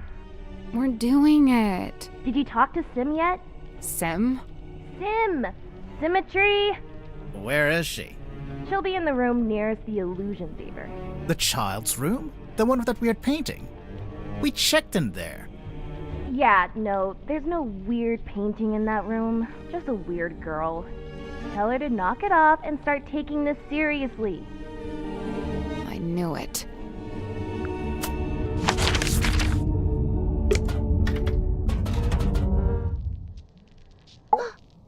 Alas, I am outwitted. My paltry facade undone. I mean, yeah, I could see you blinking. We could hear you breathing a little bit too. Sorry. Bound are we by limitation of the flesh. Your symmetry, is that right? Symmetry silk moth, illusionist. And you? Are you not detectives both, in service to the captain? Pretty much, yeah. And should thou find me guilty, what punishment awaits? We don't really plan that far ahead, to be honest. Will we find you guilty? My heart is burdened heavy, true, but not from murderer's guilt. Okay, glad to hear it. Technically, she just said she isn't feeling guilty. She didn't say she wasn't guilty. So you're an illusionist. What kind of tricks do you do? My magic act is theatre-born and played upon a stage. Oh, like with big props? Smoke and mirrors kind of stuff? Smoke and mirror, crate and cage, doors and doubles both. How long have you been doing it? Since approximate 12. I'm now approximate 18. Approximate? My sum of years I cannot say. Time hath kept no count. Oh, okay. Do you only do big stage magic? You don't, by any chance, do any close-up stuff? Grimoire, she's not here to perform for you. Cast thine eyes upon this card. On its back an image clear, a duck or rabbit's form. Think hard and choose with steady mind, and I'll predict the course of fate. Okay, I'm thinking about it. That's the trick. Sorry, but this is like the most basic optical illusion. There'll be a drawing that looks like a duck or a rabbit, depending on how you interpret it. What does it say? That's the trick. Sorry, but this is like the most basic optical illusion. There'll be a drawing. Okay, I get it. Very good. Well done. Is this your bedroom? My chamber's shared with Cynthia Fair. Take a left down the hall. Oh, so this room is, what exactly? My place of toil. And what are you toiling on? Many a thing, all a manner of things. Keeping busy, huh? I must remain of some use, lest I should become useless. What would happen then? Surely I'll be tossed into the sea, where I will promptly perish. Thereupon, my listless form becomes a meal for a passing sea turtle. Symmetry. But oh, The turtle finds me scant sustenance, and he too will perish, and we'll both be dead forever and ever. Symmetry! Scene opens. Submarine interior. Symmetry lies awake in bed. We're really doing it like this. She is restless, wrought with guilt. Guilt about what? A sudden movement of the submarine wakes Cynthia. Cynthia, noticing Symmetry. Oh, you were already awake. What is wrong? The two young women briefly talk to one another. Not gonna give us that bit? Cynthia, getting up. Oh, I must go and inspect the control room. Exit Cynthia. Symmetry lays in bed a little longer. Symmetry, getting up. Oh, I must return to the Illusion Theatre. I cannot bear it. Return? The Illusion Theatre. The door is already open. Symmetry sees Captain Mortuga laying dead on the ground. She screams. She also sees a large face passing by the window. What? A face outside the submarine. Enter Dansum and Worman. Dansum. Oh, my dude, this is crazy. Worman says nothing. Enter Madame Tadpole. In her wake, Mr. Grip, Cynthia, and Mariana. And after a short while, Dr. Zephyr. Madame Tadpole taking charge. Oh, which one of you is the murderer? Tell me now so that ye may be punished appropriately. I'm sure that's exactly what she said. Exit Cynthia and Symmetry. Cynthia, visibly nervous. Oh, but who will become captain now? Symmetry, pondering. Oh, do you think Mortuga wrote a will? Not a bad question. The two young women attempt to enter the captain's cabin, but the door is locked. They decide to visit the control room instead. Cynthia is now moving with urgency, and Symmetry is lagging behind. Cynthia emerges from the control room. She is holding several sheets of paper and the captain's logbook. Cynthia goes down the ladder. Symmetry follows behind. Outside Worman's bunk room, Symmetry noticing a piece of paper on the ground. Oh, surely this was dropped by Worman, as it is from his typewriter. I shall return it to whence it came. She places the paper back into the typewriter. Symmetry returns to her bedroom. Scene ends. You look kind of pale. Are you getting enough to eat? Alas, by flesh and frame and bone and blood I set but little store. Yeah, that's what I thought. So what do you set store by? Oh, like, what are my interests? Yeah. Enwrapped, enthralled, of cloth-in dolls, of effigies, of twins, Okay, sure. of glass and gleam, of mirrored eyes, of phantoms falsely cast. Fine. Mirrors, okay. Oh! Of what if aught doth lay beyond this fleeting form of flesh? Huh. Symmetry Silk Moth, number 4, the unblinking eye.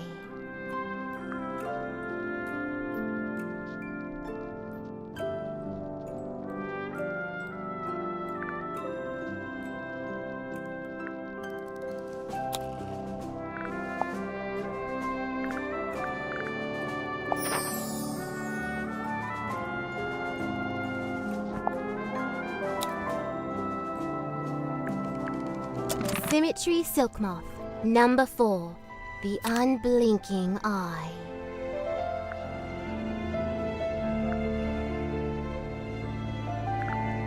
Resolve?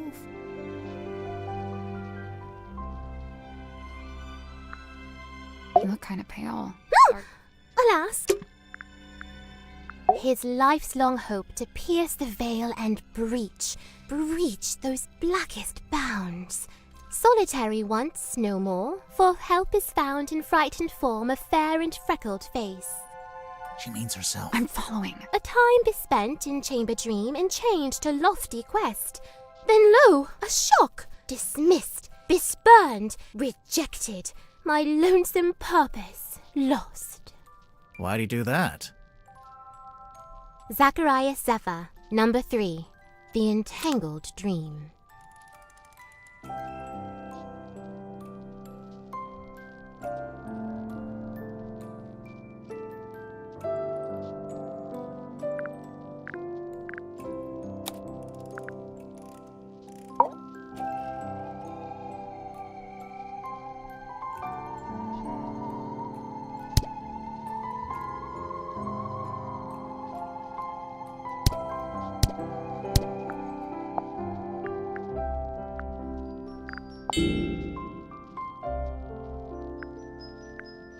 Zachariah Zephyr, number 3, The Entangled Dream.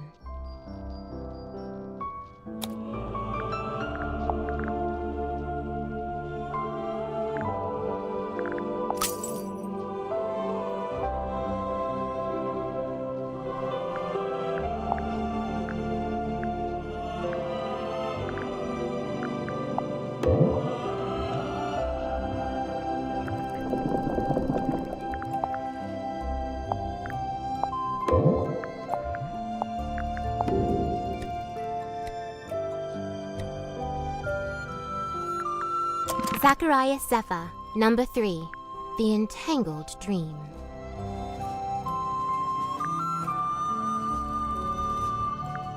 Losing your way? His life's long solitary Means and herself. a time and Why'd low. he do that? Zachariah, Losing your way?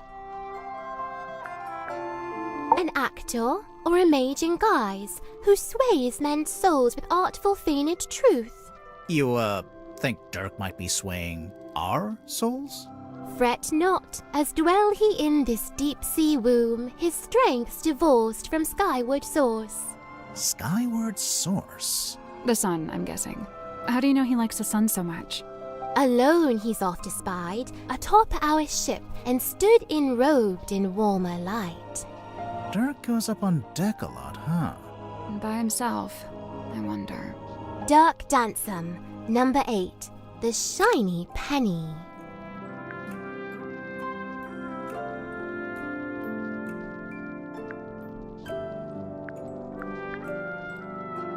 A fresh start?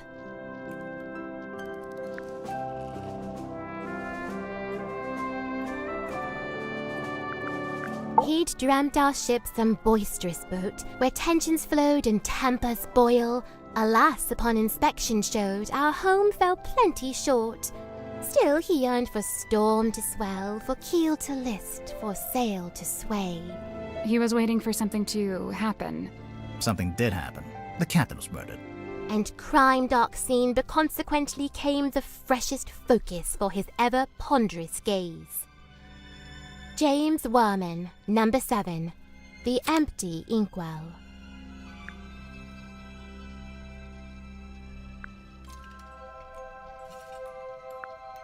Apathy? Like jagged face of coastal cliff, cut coarse by storms and swells of life long spent, sleep a scant solace, bedevilled by a dream dug deep in folds of ever-furrowed brow. His broad form stood, once ox-strong and stout, now more malediction than man, doomed to dwell down in the dark, the once light of a life once lived, now too luminous to look upon. Magnus Mortuga, number 1, The Turning Wheel.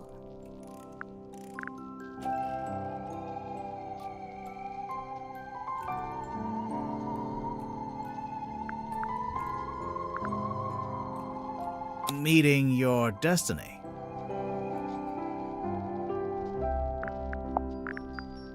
Who penned this page? We don't really know who they... Is she not aboard the ship? She? What makes you think it's a woman? The handwriting? That's girl's handwriting. It's so heavy. I can't imagine lugging this around everywhere.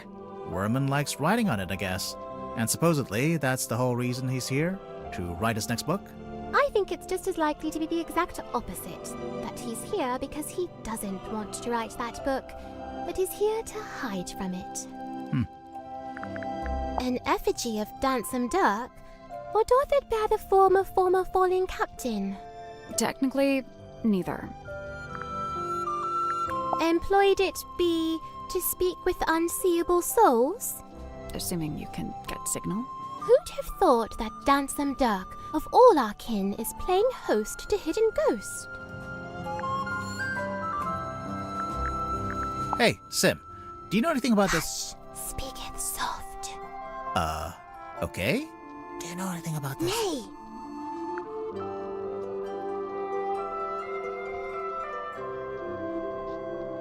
Oh, my fog ball. Your fog ball? As carved and crafted. You made it? What for? Well, thou mayst use it to speak with Gregory. Sorry, Gregory? We never met a Gregory. You wouldn't have. He lives inside the ball. Oh. And he's my uncle. Oh. And he's dead. Oh. And fictitious. Oh. Do you know how Zephyr's dream helmet works? His secrets are his own to keep. Okay, but just for the record, you do know his secrets. I am bound to share them not. Sim, look, it's you.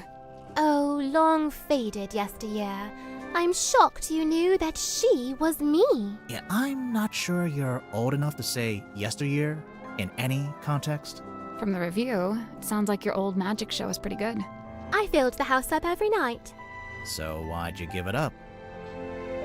There were other things I wished to learn, things not found upon that stage. This cauldron to Mortuga held deep worth, it seemed to me. When speaking of its somber form, his words were most severe. What did he say about it? Lay not thy hand upon its lid, lest thou be bound to ceaseless sorrow. Is that a direct quote? What's this? How should I know? It was hung up on the wall in the Illusion Theater. So? So, we thought maybe you were the stargazing girl. I am Symmetry Silkmoth. Yeah, I know, I'm not contesting that. Never mind. What is it? I do not know and dare not guess. Ah, come on. One little guess. It's not my place to muse upon the things in Chamber Dream. It's from the Dream Chamber?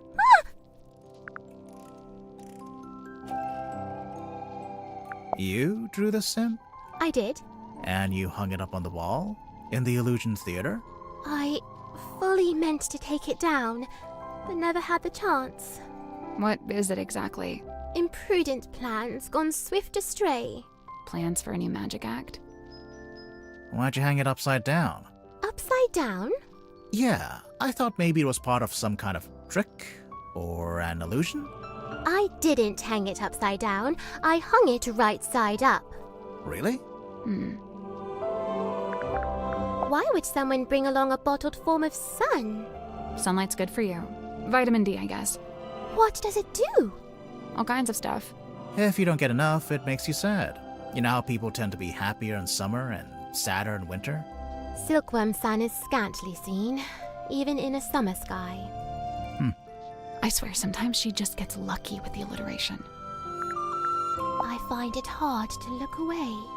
Her flicker flame doth draw me in, and I am merest moth. What is it? Some kind of monster from the bottom of the ocean? No, not of the sea. She's of an even darker place. The fate awaiting guilty hearts once they are condemned. What? You get turned into a weird little wooden goblin head? Nay, bound in chains upon the deck and pulled along beside the ship.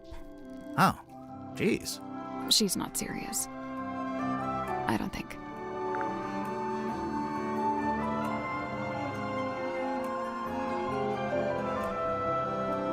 The letter in fair Cynthia's hand, a plan devised by her and her alone. The plan being... Why, to hire a sleuth to seek the truth. That's us. Couple of sleuths seeking the truth. I implore, unravel swift this tangled tale, and name the knave ere further harm befall. Further harm befall who? With former captain slain, I feared the new be target too. Oh, I'm reading this myself. Oh, cool. Hey, did you like the bit where... I am but midway through. Prithee, spoil it not. Right, sorry.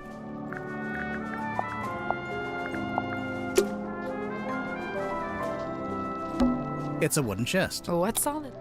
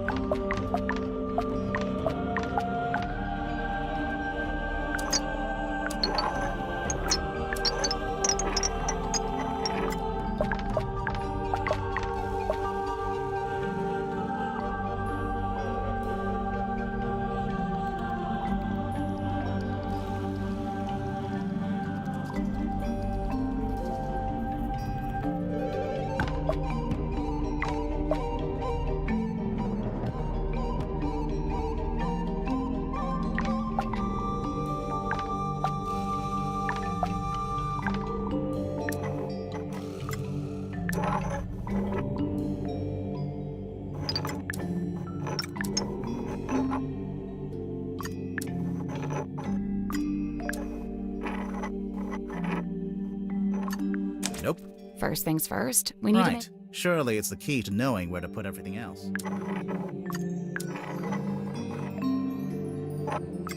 That's not it. So, the 6 cards can be put in, then the glass lenses change and warp those images.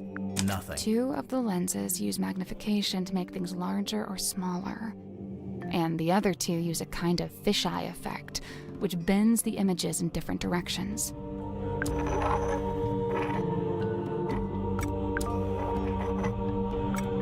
Hey, I did it! I'm impressed.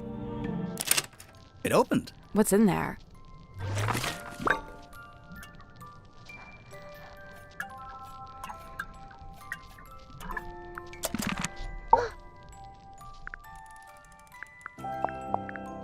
Care to explain what this is? Nay, Do you know what it is? I. I'm not sure if that was a pun or not. Where'd you find it? In the parlour, on the floor. So someone dropped it? So it would seem.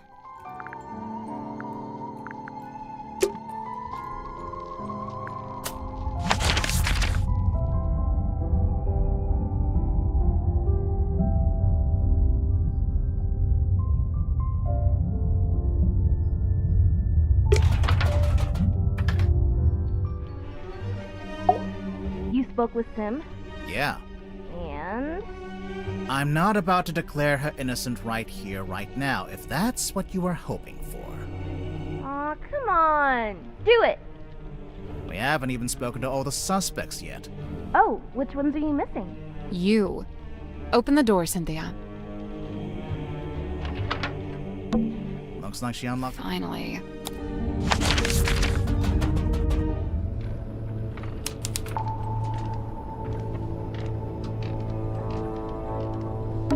Don't touch that, please. It's behind glass for a reason. It is a garment of great historical significance and must be preserved. What if we just look at it from a distance? Fine.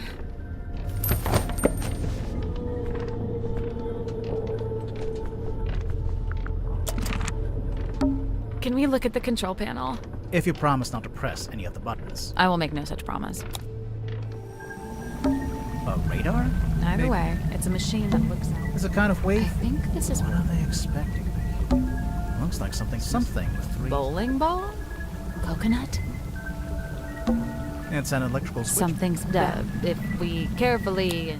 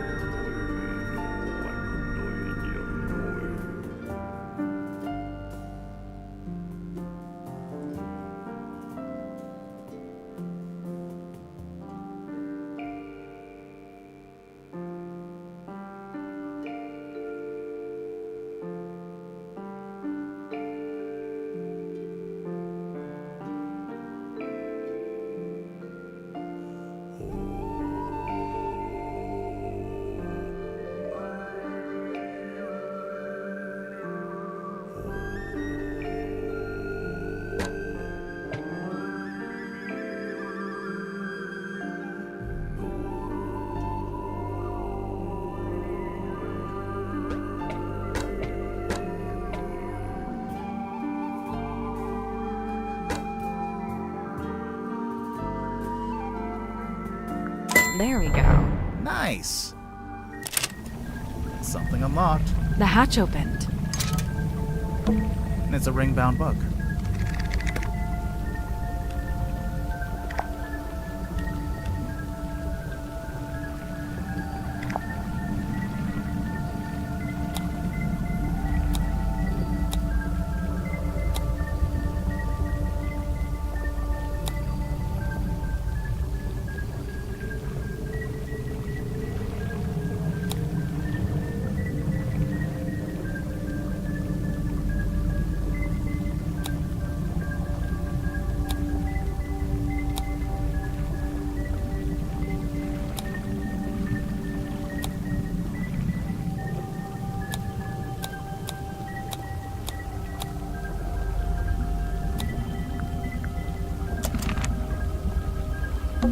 It's a lever.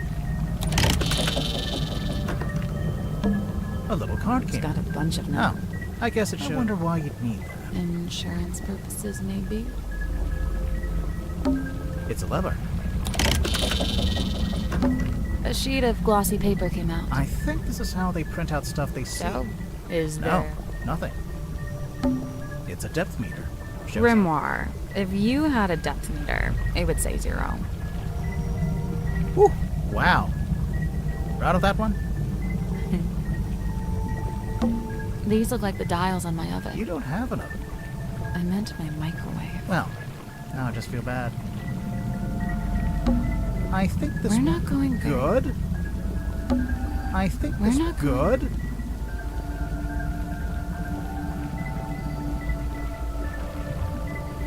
There's a kind of weight. What are they expecting? It's a lever. There's a kind of weight. What are they expecting? Not a whole Yeah, lot. it's mostly a bunch of...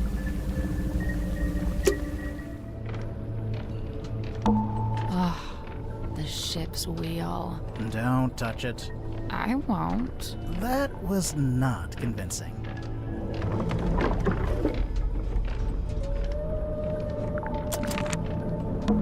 There's even an arts and crafts table. It's a normal table. Currently being used for arts and crafts.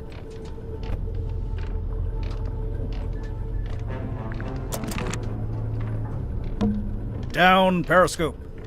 Down Periscope. Hey, so thanks for finally letting us in. You know, I have to say that... It is I, Cynthia Seafoam, fearless captain of the Mortuga submarine. Hi, I'm Sally. Aha! Then you must be Detective Grimoire, Correct? Yes? the world's greatest detective, here on my submarine. The world's... No, I'm not the world's greatest. Just a detective. She was probably talking about me. Now I assume you've come to make your official report. Let's hear it. I'm a busy woman, you know. Slow down there, Miss Seafoam. We just came in here to question you since you're one of the suspects. But I hired you! Yeah, no, that doesn't get you off the hook, I'm afraid. What? Really? Ugh, this is so totally unfair. So, how'd you end up as new captain? It's just the way it's meant to be. It's all above board, okay? I didn't say it wasn't. I didn't actually say anything. Cynthia, what were you before you became captain? Do you have any credentials? 15 years experience as a nautical engineer and shipyard mechanic. Family business. You don't look much older than 15 now. I'm 18! Ugh! How does an 18-year-old end up on a submarine? I came by rowing boat. That's not really what I meant. Wait, the rowing boat we saw up on the foredeck, that's yours? Correct. You should know, it's in bad shape, and it's missing an oar. I'll add it to the list. So how come you wanted to hire Grimoire? Because there's a murderer in our ranks, and they must be rooted out. So what do you want us to do exactly? 1. You will investigate and ascertain the identity of the killer. 2. You will return here and report your findings to me. 3. You go home. 3, you pay us. 4, we go home. 3, she pays us. 4, we go get ice cream. 5, we go home. Deal. Wait, I didn't... Meeting adjourned. Why did you want to come to the submarine in the first place? To become captain? I sought an audience with Magnus Mortuga. I had things I wished to discuss with him. Like what? Matters of great importance. Affairs of great significance. Dealings of great... She's not gonna tell us. Not yet. We'll get there. How long have you been here, Cynthia? I arrived a few weeks before Mr. Mormon and Mr. Jansen. I'm assuming you don't live here in the control room. Where do you sleep? Oh, well, Mortuga put me in the bunk room at the bow end of the ship. I share a room with Sim. If you arrived before Dirk and Worman, the other bunk room would have still been empty. But Mortuga made you share. Yeah, I think he wanted to keep that other bunk room vacant. Oh, interesting. I'm not complaining. I really like sharing with Sim. She's great. So, what are you gonna do with the submarine now that you're captain? My first order of business, hiring you two. We really can't do anything else until this gets cleared up, you know? Sure, I get that. What about afterwards? We'll sail the 7 seas and have adventures. You know, that kind of stuff. I woke up when the submarine made an unscheduled maneuver. Everyone should have been asleep, but suddenly we were surfacing. How could you tell? When the submarine surfaces, the bow tilts up and the stern tilts down, and diving's the opposite. My bunk room's in the bow, and I could feel it tilting up. The bow is the front. I knew that. I wondered if someone other than Mortuga might be at the wheel. I was gonna go check, but then I noticed Sim was wide awake, looking upset. When I asked, she told me something had gone wrong with the new magic act she'd set up. I told her she could always take it down, rework it, and then try it again later. She seemed to agree with that, so I left her and went up to the control room. The control room was empty, but I could see we had actually surfaced, so I went up onto the foredeck to check. There wasn't anybody out there either. I had this weird feeling and really didn't want to go back to bed, so I went back to the control room. I took a closer look at the control panel to see if I could work out why we might have surfaced. Suddenly, the readings all started to go haywire. The ship's compass, the needle, it was, malfunctioning.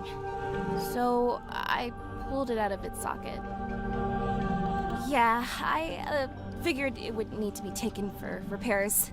So I left the control room but bumped into Dr. Zephyr in the parlor. He was carrying a little empty bottle made of green glass. I don't know why. I didn't ask. I went down the 2 ladders and towards the engine room, since I wanted Mr. Grip to take a look at the ship's compass. But then Madame Tadpole appeared and called out to me.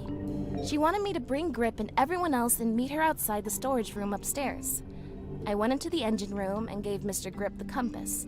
I told him the needle would need replacing. Did he agree to fix it for you? Yeah, of course. He even said he had a bunch of replacement needles he could try out.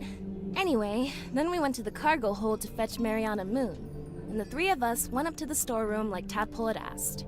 We went down the corridor. The others were gathered outside the little room at the end. I looked through the crowd and saw Captain Mortuga laying on his back, dead. Everyone was trying to work out what had happened. Someone mentioned that Sim was the last person who'd seen Mortuga alive. I didn't like where the conversation was heading, so I took Sim and left. And yeah, that's about it. You went straight back to your room? No, I went back up to the control room first. For what reason? I was wondering if Mortuga had left any instructions or any paperwork. I wanted to read the captain's log too. Something tells me that's not the whole story. That's the whole statement, I swear.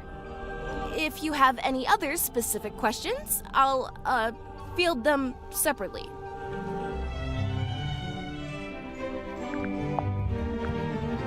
Dirk's okay, I guess. I've not got a lot in common with him. He grew up in a big sunny city. I grew up in a little gray fishing town where it literally never stops raining. I guess he's pretty wealthy now, too. From his movie. I don't know. I heard he didn't get paid that much at all. Really? Something about his contract, his agent. I'll get my violin out. I'm sure he's doing just fine. Let's change the subject. I prefer to not speak ill of my crew behind their backs. I think Cynthia just remembered she's supposed to be the captain. I'm probably gonna have to draw up some rules on keeping pets. It's not that I want to ban them, but, you know, maybe a rule about not keeping them secret. And, what's this got to do with Zephyr? Oh, I'm pretty sure he's keeping an animal in there, in his dream chamber. But you've not actually seen it. No, I heard him talking to it, though. A few times. What kind of pet do you think it is? It could be anything. Dr. Zephyr's into some pretty weird stuff. And he's got, like, black market connections. Sim was telling me about it. Black market? Oh, wait. She told me not to tell anyone else. Forget I said that. Sure thing. I can see you writing it down.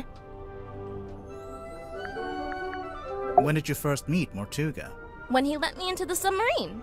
Oh, it's just, you're both from Silkworm. I thought maybe you'd have run into him before that. My parents did. I know that much. Remind me. The harbor master and the shipyard mechanic. Ah, that tracks. So Mortuga lived an active life back then. He wasn't like, recluse? I don't think he's ever been outgoing, but from what I gather, he was very loyal to the few friends he did have. In fact, I'm pretty sure he was trying to reconnect with someone he once knew from the town. Who was it? Did he say?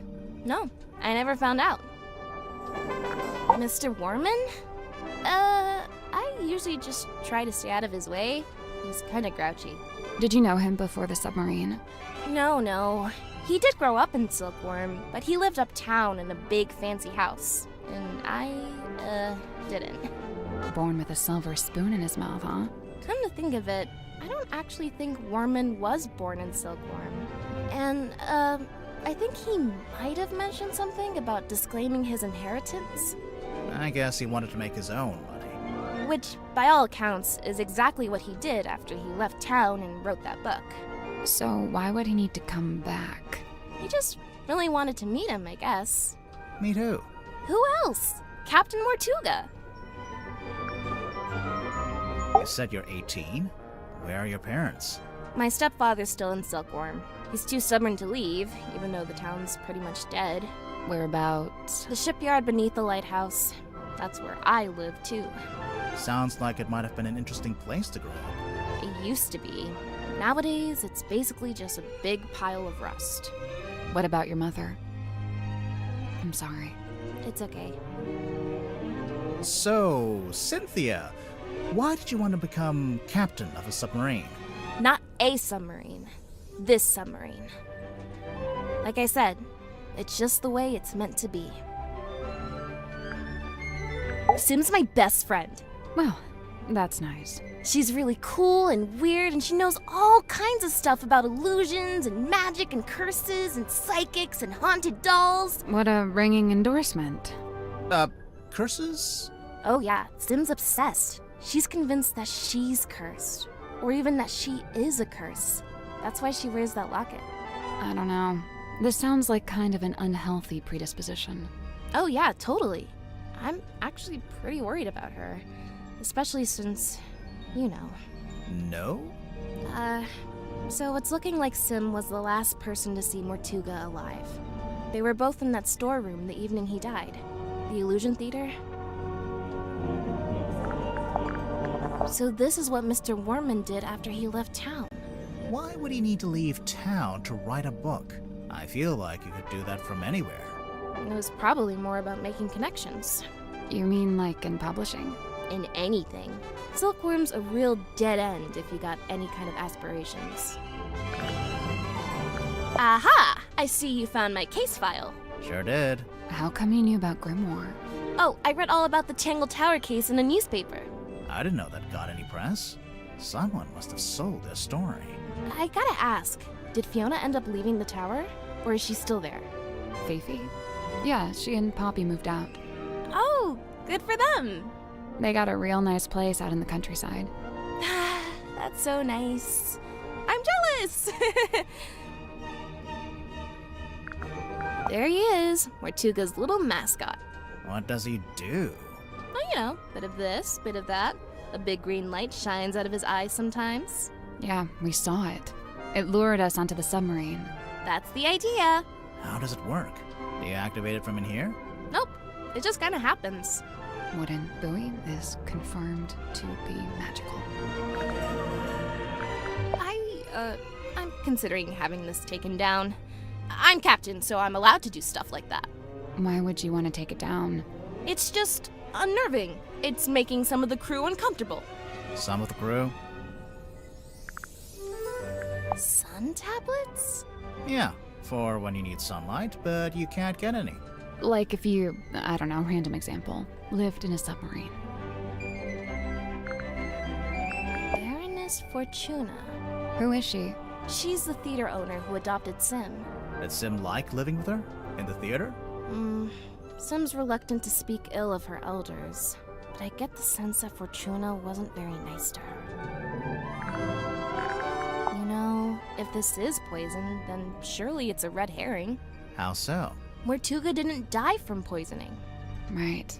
So you think someone put it there as a false lead? I don't know. It's not a very good false lead. Do you know what the stargazing girl is all about? No, Sim didn't tell me the details. She didn't want to, for some reason. She seemed to regret the whole thing. In the case file, you said the cauldron had never been unlocked before. And nobody knew how to unlock it, except, presumably, Mortuga himself. So you think it got opened in the course of the murder? I see 3 possibilities. 1, the cauldron was opened before the murder. 2, someone opened the cauldron after the murder. Someone other than Mortuga. Naturally. And 3, the cauldron was opened during the murder. Like the murder happening and the cauldron opening are one and the same? Maybe. I remember this. My mom had a copy framed and put it up on our hallway. That's her in the photo. Yeah. Who's the other woman? That's her best friend. They were always going on little adventures together. And one time, they came back with a sea serpent. The silver snake. Also known as the silkworm serpent. Why'd they take it out of the ocean anyway? It was injured? They wanted to look after it until it recovered. Does it not have eyes? Nope, no eyes. And its skin was rock hard, but shiny, like a gemstone. Where'd you keep it? In the shipyard? Yeah. Mom wanted to take it back into the sea, but she didn't want to leave it. She wanted to go with it. She wanted all of us to go. To go and live in the ocean. Mm-hmm. What does it do? We're not sure. My money's on nothing. Oh, Sim's fog ball. What's this weird little antenna thing? Is that not just part of the design? No, I don't think so. Hey, it's that bottle I saw Dr. Zephyr carrying around the submarine. Smells kind of like flowers or something. Weird. What about the thing in the bottle? I don't really want to know what that is. Cynthia, is this the phone you used to call us? No, I used one in the town when I went to drop off the case file. I never actually had my own cell phone. Do they all have flashlights like this? Oh wait, that's a flashlight? Could be useful. It gets pretty dark down here. What's with that wheel? It looks kind of like a shield. Does he have that in the movie? He has a wheel in the book, but it mostly stays attached to his ship, apart from one time it breaks off in a big storm. Mr. Worman's typewriter? It's a mess. The keys are all in the wrong place. I could fix it for him, no problem. Or Mr. Grip could do it, I bet. I don't think Worman wants anyone to fix it. Oh, weird. A stamp. That's Governor Fellow, the guy who owns Silkworm on Sea. I didn't know you could own a town. Well, he acted like he did. Putting himself on the stamps was the least of it. Do you know what this is? I don't know.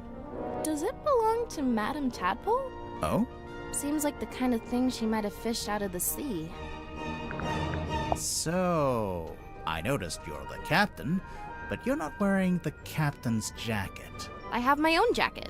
This one stays behind glass. It's just the way it's meant to be. Okay, so what about your jacket? It's based on the one Mortuga had. See? The epaulets are kind of the same. Oh, I've been wanting to ask someone about this. How come Mortuga's jacket is like half a jacket?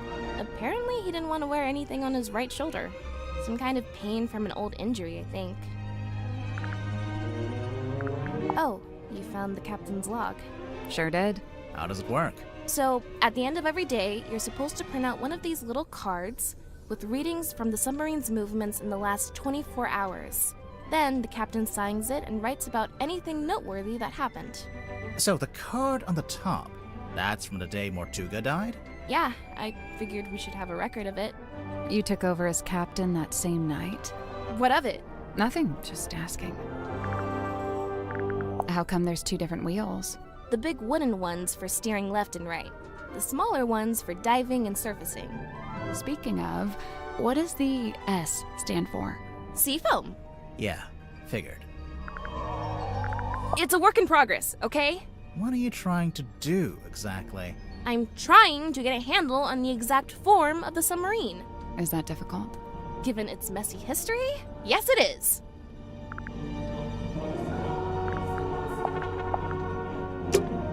I wonder if Sim would let us take a closer look at that locket of hers. Can't hurt to ask.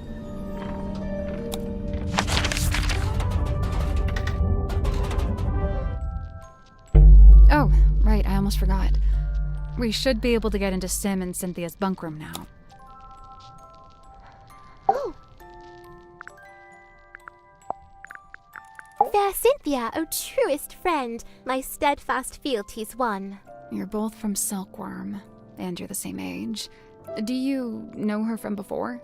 Though kindred bred neath sullen skies, now we met out with this sunken silver shell. You really never ran into each other in the town? She is bloomed from deepest silken soil, whilst I mere wandering weed by a wild wind blown. Ah, of course. You make a friend, and then she ends up as the new captain. Must have been, a nice, unexpected bonus. 'Twas no sudden thing, full well she plotted thus her course of fate, to helm this vessel next by rightful claim, for she in law and title holds its name. Is that so?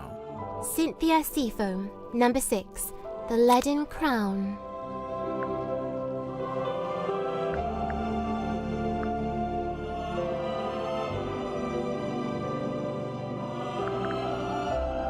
A heavy burden? Both she and I hath mothers lost, and both a token keep. Unlike you, though, Cynthia's not wearing hers. Cynthia's already got a cool jacket. One that actually fits her, too. And stitched it I, at her request, with mine own hand. Really? When did she make this request? Some long while ago. Before the murder, huh? The numbers spoken by the ship, they falter, flailing weird and wild, as if she seeks to speak, yet lacks the tongue to voice her troubled thought. I tried it once. Tried what? To turn the wheel, to steer the ship. Oh, how'd it go? It did not. I was too weak. She tries her best to honor fate and call it by its newest name. Cynthia? I will admit, in quiet hours, the former name returns. What's the former name? Need you only glance beneath a single slip of paper?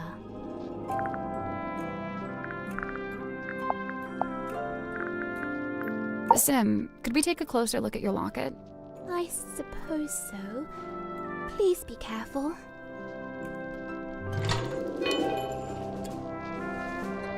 You really think we should open it? I don't know.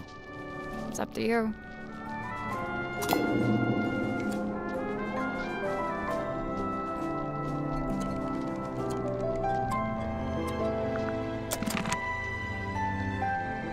Oh!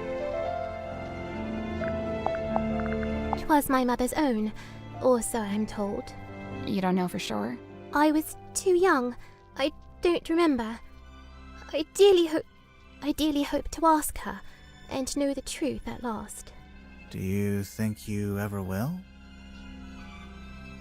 The question that bestirs my soul.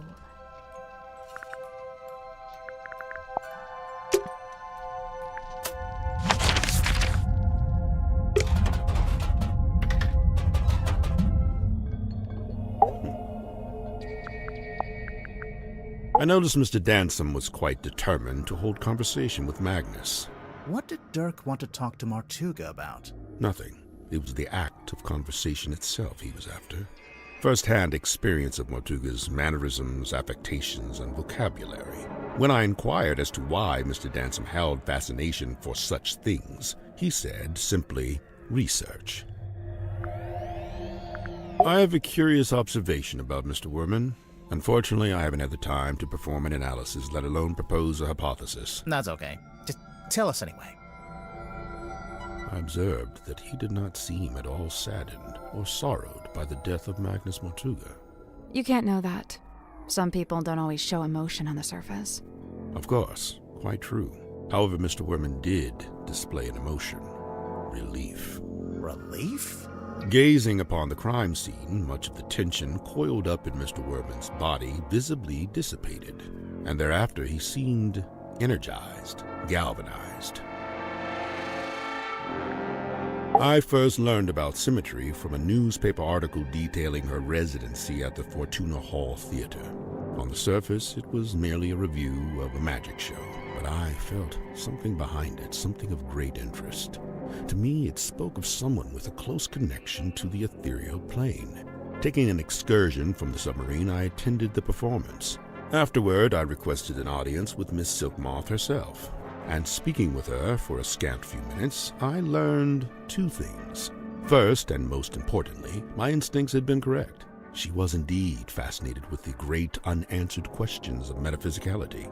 She held a yearning to understand that which could not ordinarily be understood. A woman after my own heart.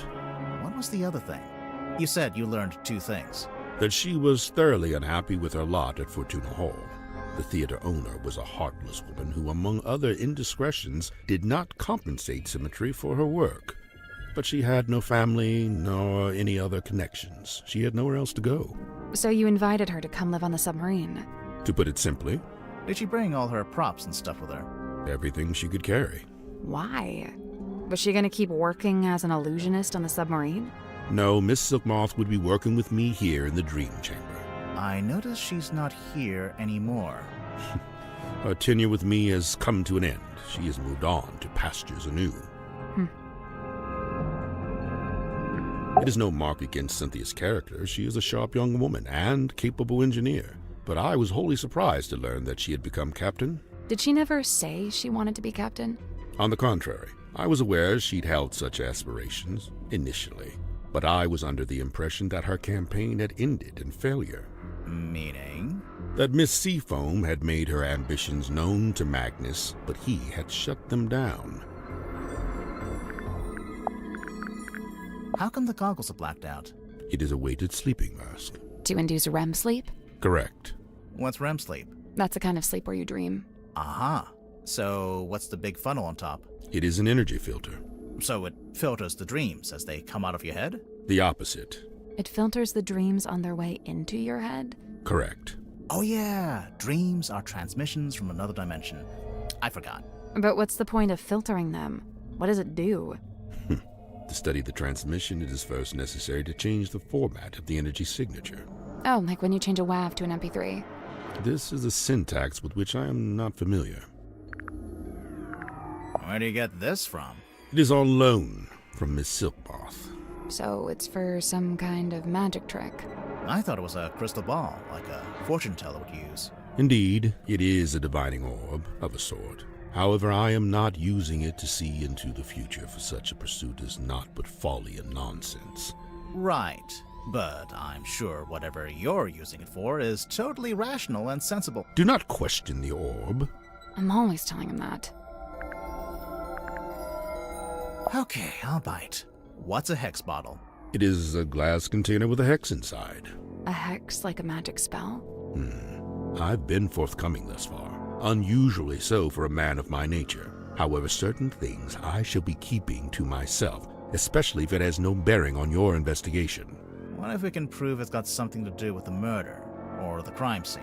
Ah, well then you'd have forced my hand, wouldn't you?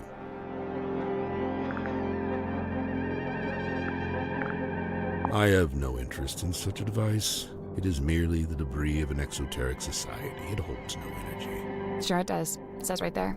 Battery 23%. Why is it still encased in polypropylene? Makes it more valuable to a collector. I'm sure that you get it. You're a kind of collector, aren't you?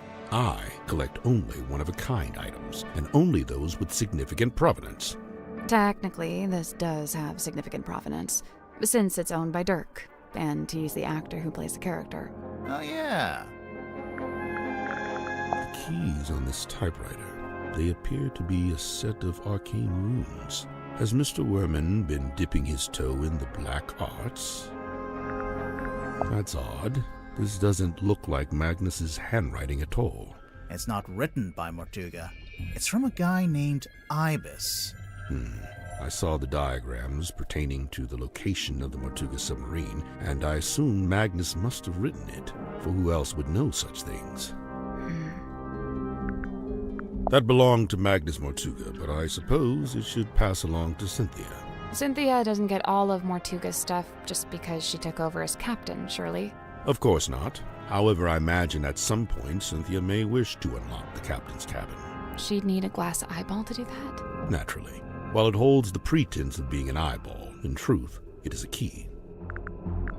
It's a fine garment, is it not? Has it been in the control room the whole time? From the moment I first entered the submarine. But it doesn't belong to Mortuga. It does not. Magnus was fairly averse to record keeping. He can't have been that against it if he bothered to write in the captain's log. However, standard protocol would be for the captain to keep a record of every single day, whereas Magnus only filed a handful of these log cards in his entire tenure. Has the wheel always looked like that? Like what? With one side broken off and replaced with a different material. It's never been my job to steer the ship, so I've never really taken any notice. You know, Magnus never liked the name Mortuga Submarine. Surely he was the one who chose that name. I believe it was something that just happened. He didn't have a willing hand in it. All told, Magnus was rather dismissive of the notion that the submarine should bear his moniker. But it was his submarine. He was dismissive of that notion, too. Now this is a talisman, surely. On the surface, it appears so. However, in this instance, I think the concept has been inverted. A reverse talisman.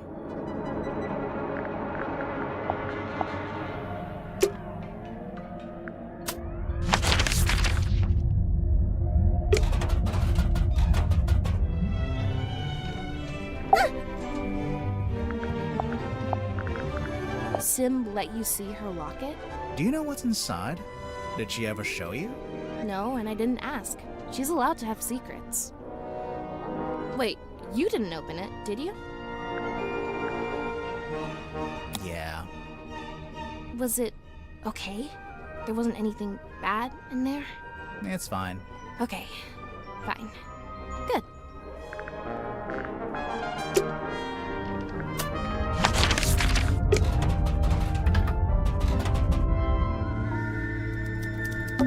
A bed. It's neat as a pin. Oh, What do you know about Sim? well, she left the theater she used to work at to come onto the submarine, you know. Then for a while, she worked with Dr. Zephyr in his lab.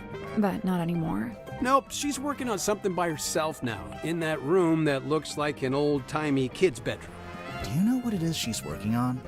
Not exactly, but get this. One time I looked into that room, and there were two of them. What? 2 symmetry silk moths.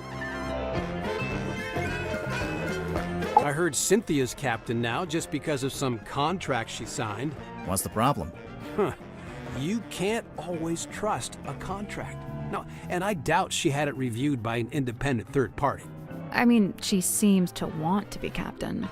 I don't think she's being forced into it. No, it's not always as simple as all that. I mean, Cynthia's still so young. Who's looking out for her best interests? She's an adult, isn't she? She's only 18. She should be, I don't know, outside in the sun, picking berries, having picnics, that kind of stuff. What an idyllic little picture you've painted for us there, Dirk. I'm serious. Someone lose an eye? It's not real. Oh. It's got a weird smell. So? So maybe try asking Mariana about it. She's got a wicked sense of smell, like a dog. I'm serious. Oh yeah, I've seen that in the control room. I thought maybe Cynthia was gonna wear it, like after she became captain. I think it might be too big for her. Huh, that's kind of weird. What? He doesn't have a signature, Mortuga. Yeah, he writes his name differently every time. Yeah. I wonder if it's on purpose. Maybe he just never bothered to decide on one. Right.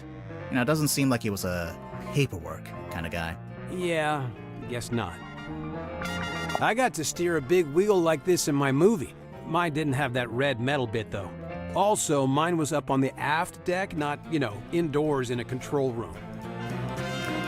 I'm glad Cynthia took my advice. What advice? She was looking super tense, so I told her to pick up a hobby.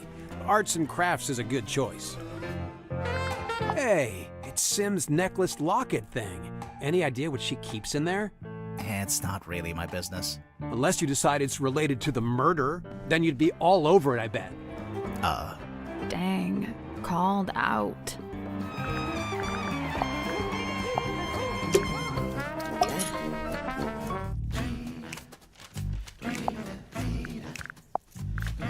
Sim tells me she's halfway through reading Helmsman. Is she enjoying it? No idea. She was just asking what research I'd done into hexes and curses, and was rather disappointed when I told her I just made it up. I guess Sim's into that kind of stuff. I thought she was supposed to be an illusionist. Oh yeah, she was asking about that too. What do you mean? She wanted to know what I liked about her old magic show, the one she had in the theater. You saw her old show. Yeah, it was pretty good. And from what I gather, she's been developing a new act and wanted some feedback, to get some direction. I know what it's like to make a follow-up to something people liked. It can be daunting. Cynthia, quite honestly, I give her about a week. A week until what? Until she packs it in. The pressure's already getting to her. I know the signs, believe me. You think Cynthia's gonna quit being captain? It's only a matter of time. And you know what? Good. She deserves her freedom. She's still young. No need to take on a burden like that. Nobody's even paying her, for goodness sake. But then who'll be the captain of the submarine? Nobody! Let it float loose like a piece of driftwood, that's what I say. It's not like we were going anywhere anyway, even when Mortuga was in charge. Maybe Cynthia does want to take the submarine somewhere. If she does, she's never mentioned it. Seemed to me that she wanted to be captain just to be captain,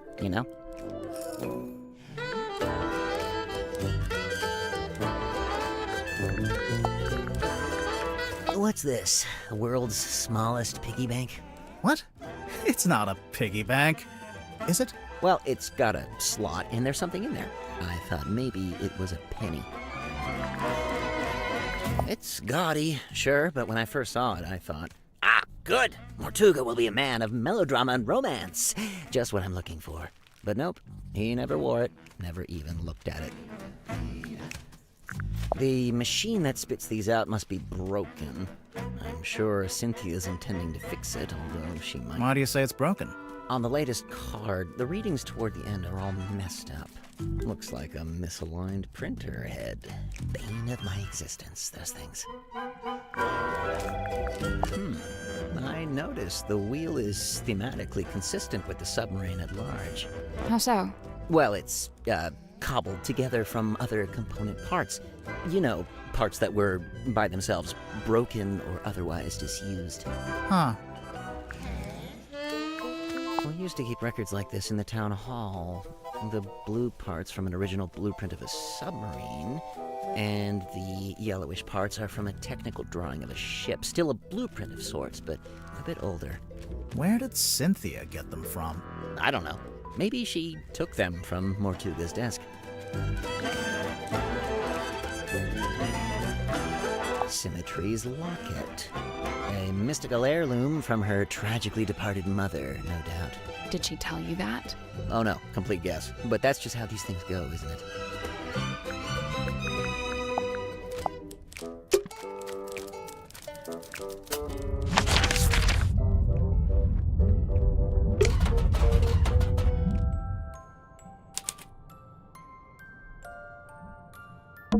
It's a magazine.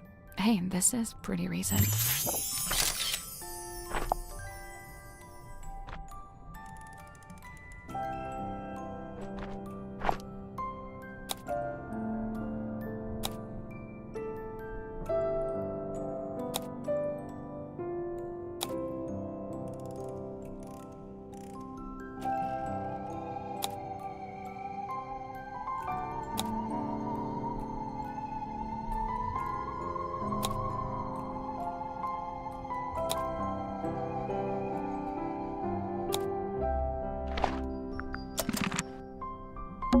Look at that little wooden house. Oh. Looks like it'd be a nice place to live. It's a mirror. Sally! You My hair is perfect and does not need fixing. It's Cynthia's bed. How can you tell it's hers? Process of elimination. It's Sim's bed. How can you tell? It just has her energy. A framed photo. It's been hung from the pipe, so you can see it from the bed.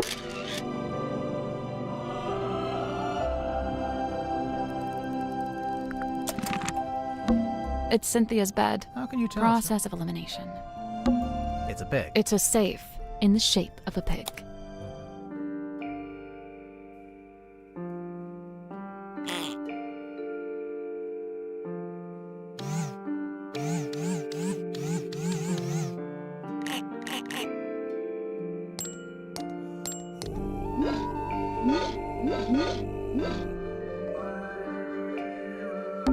These ones aren't buttons. It's just some kind of display.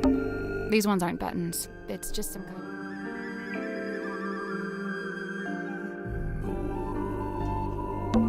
These ones aren't buttons. It's just some kind of display.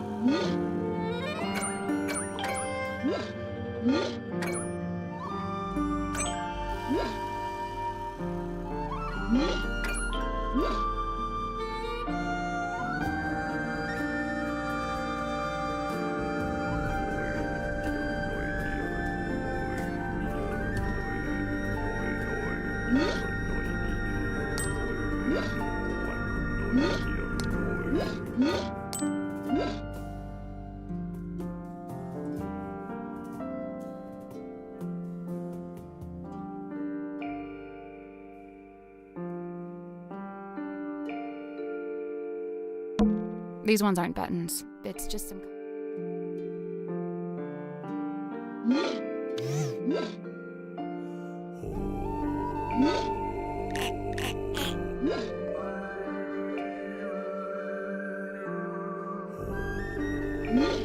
That's the one.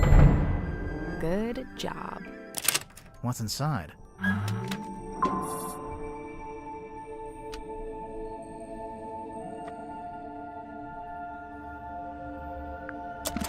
What is it?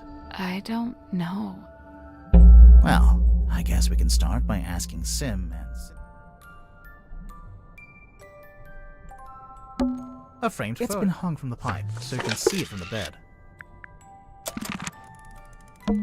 Oh, cool. We don't know the rule. You don't normally let that stop you.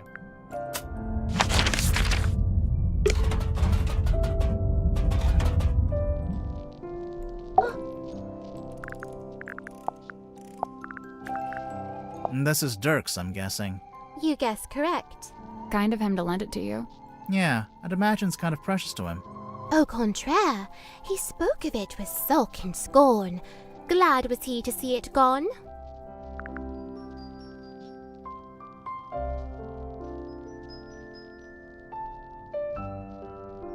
A portrait of fair Cynthia's youth.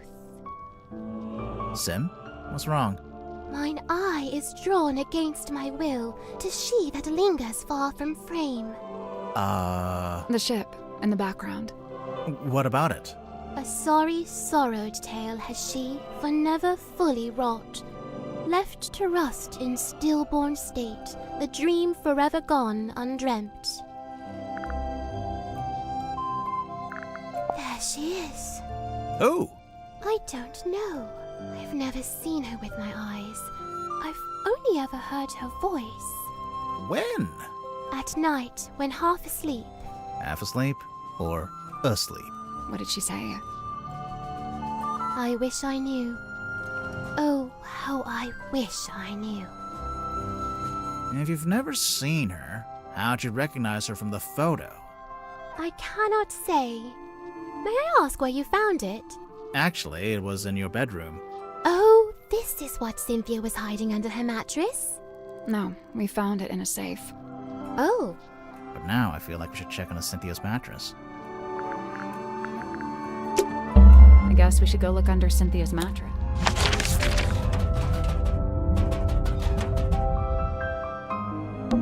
I hate to pry, but...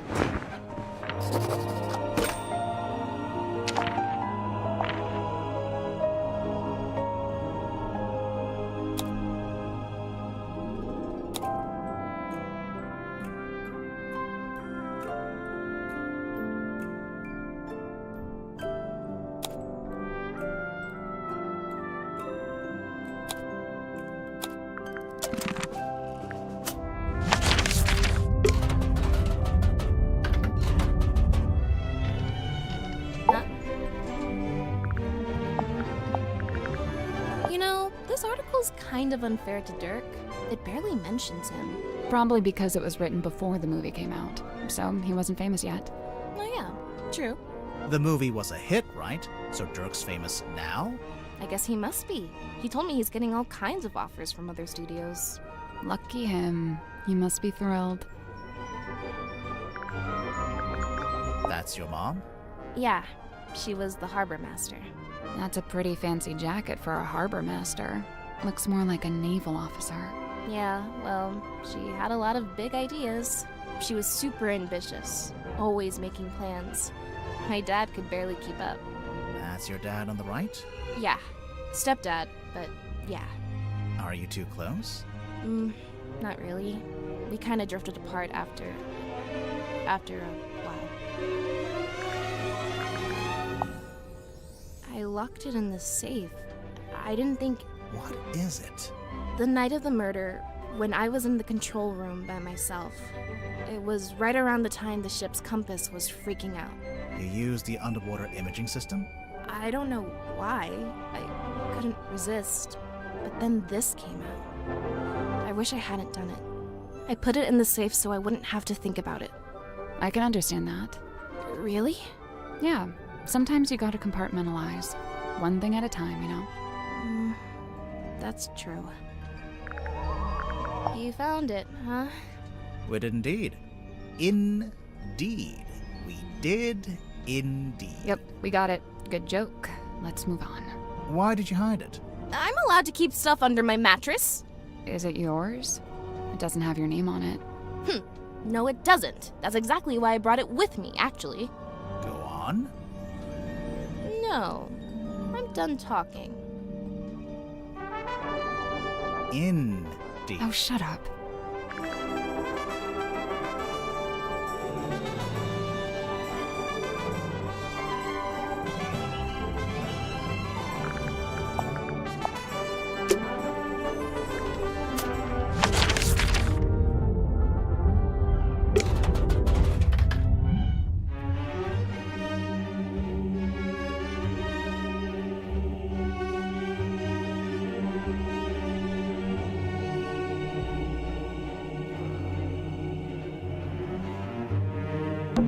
I guess... It is kind of a mess, yeah. I guess this is the It is kind of a mess, yeah.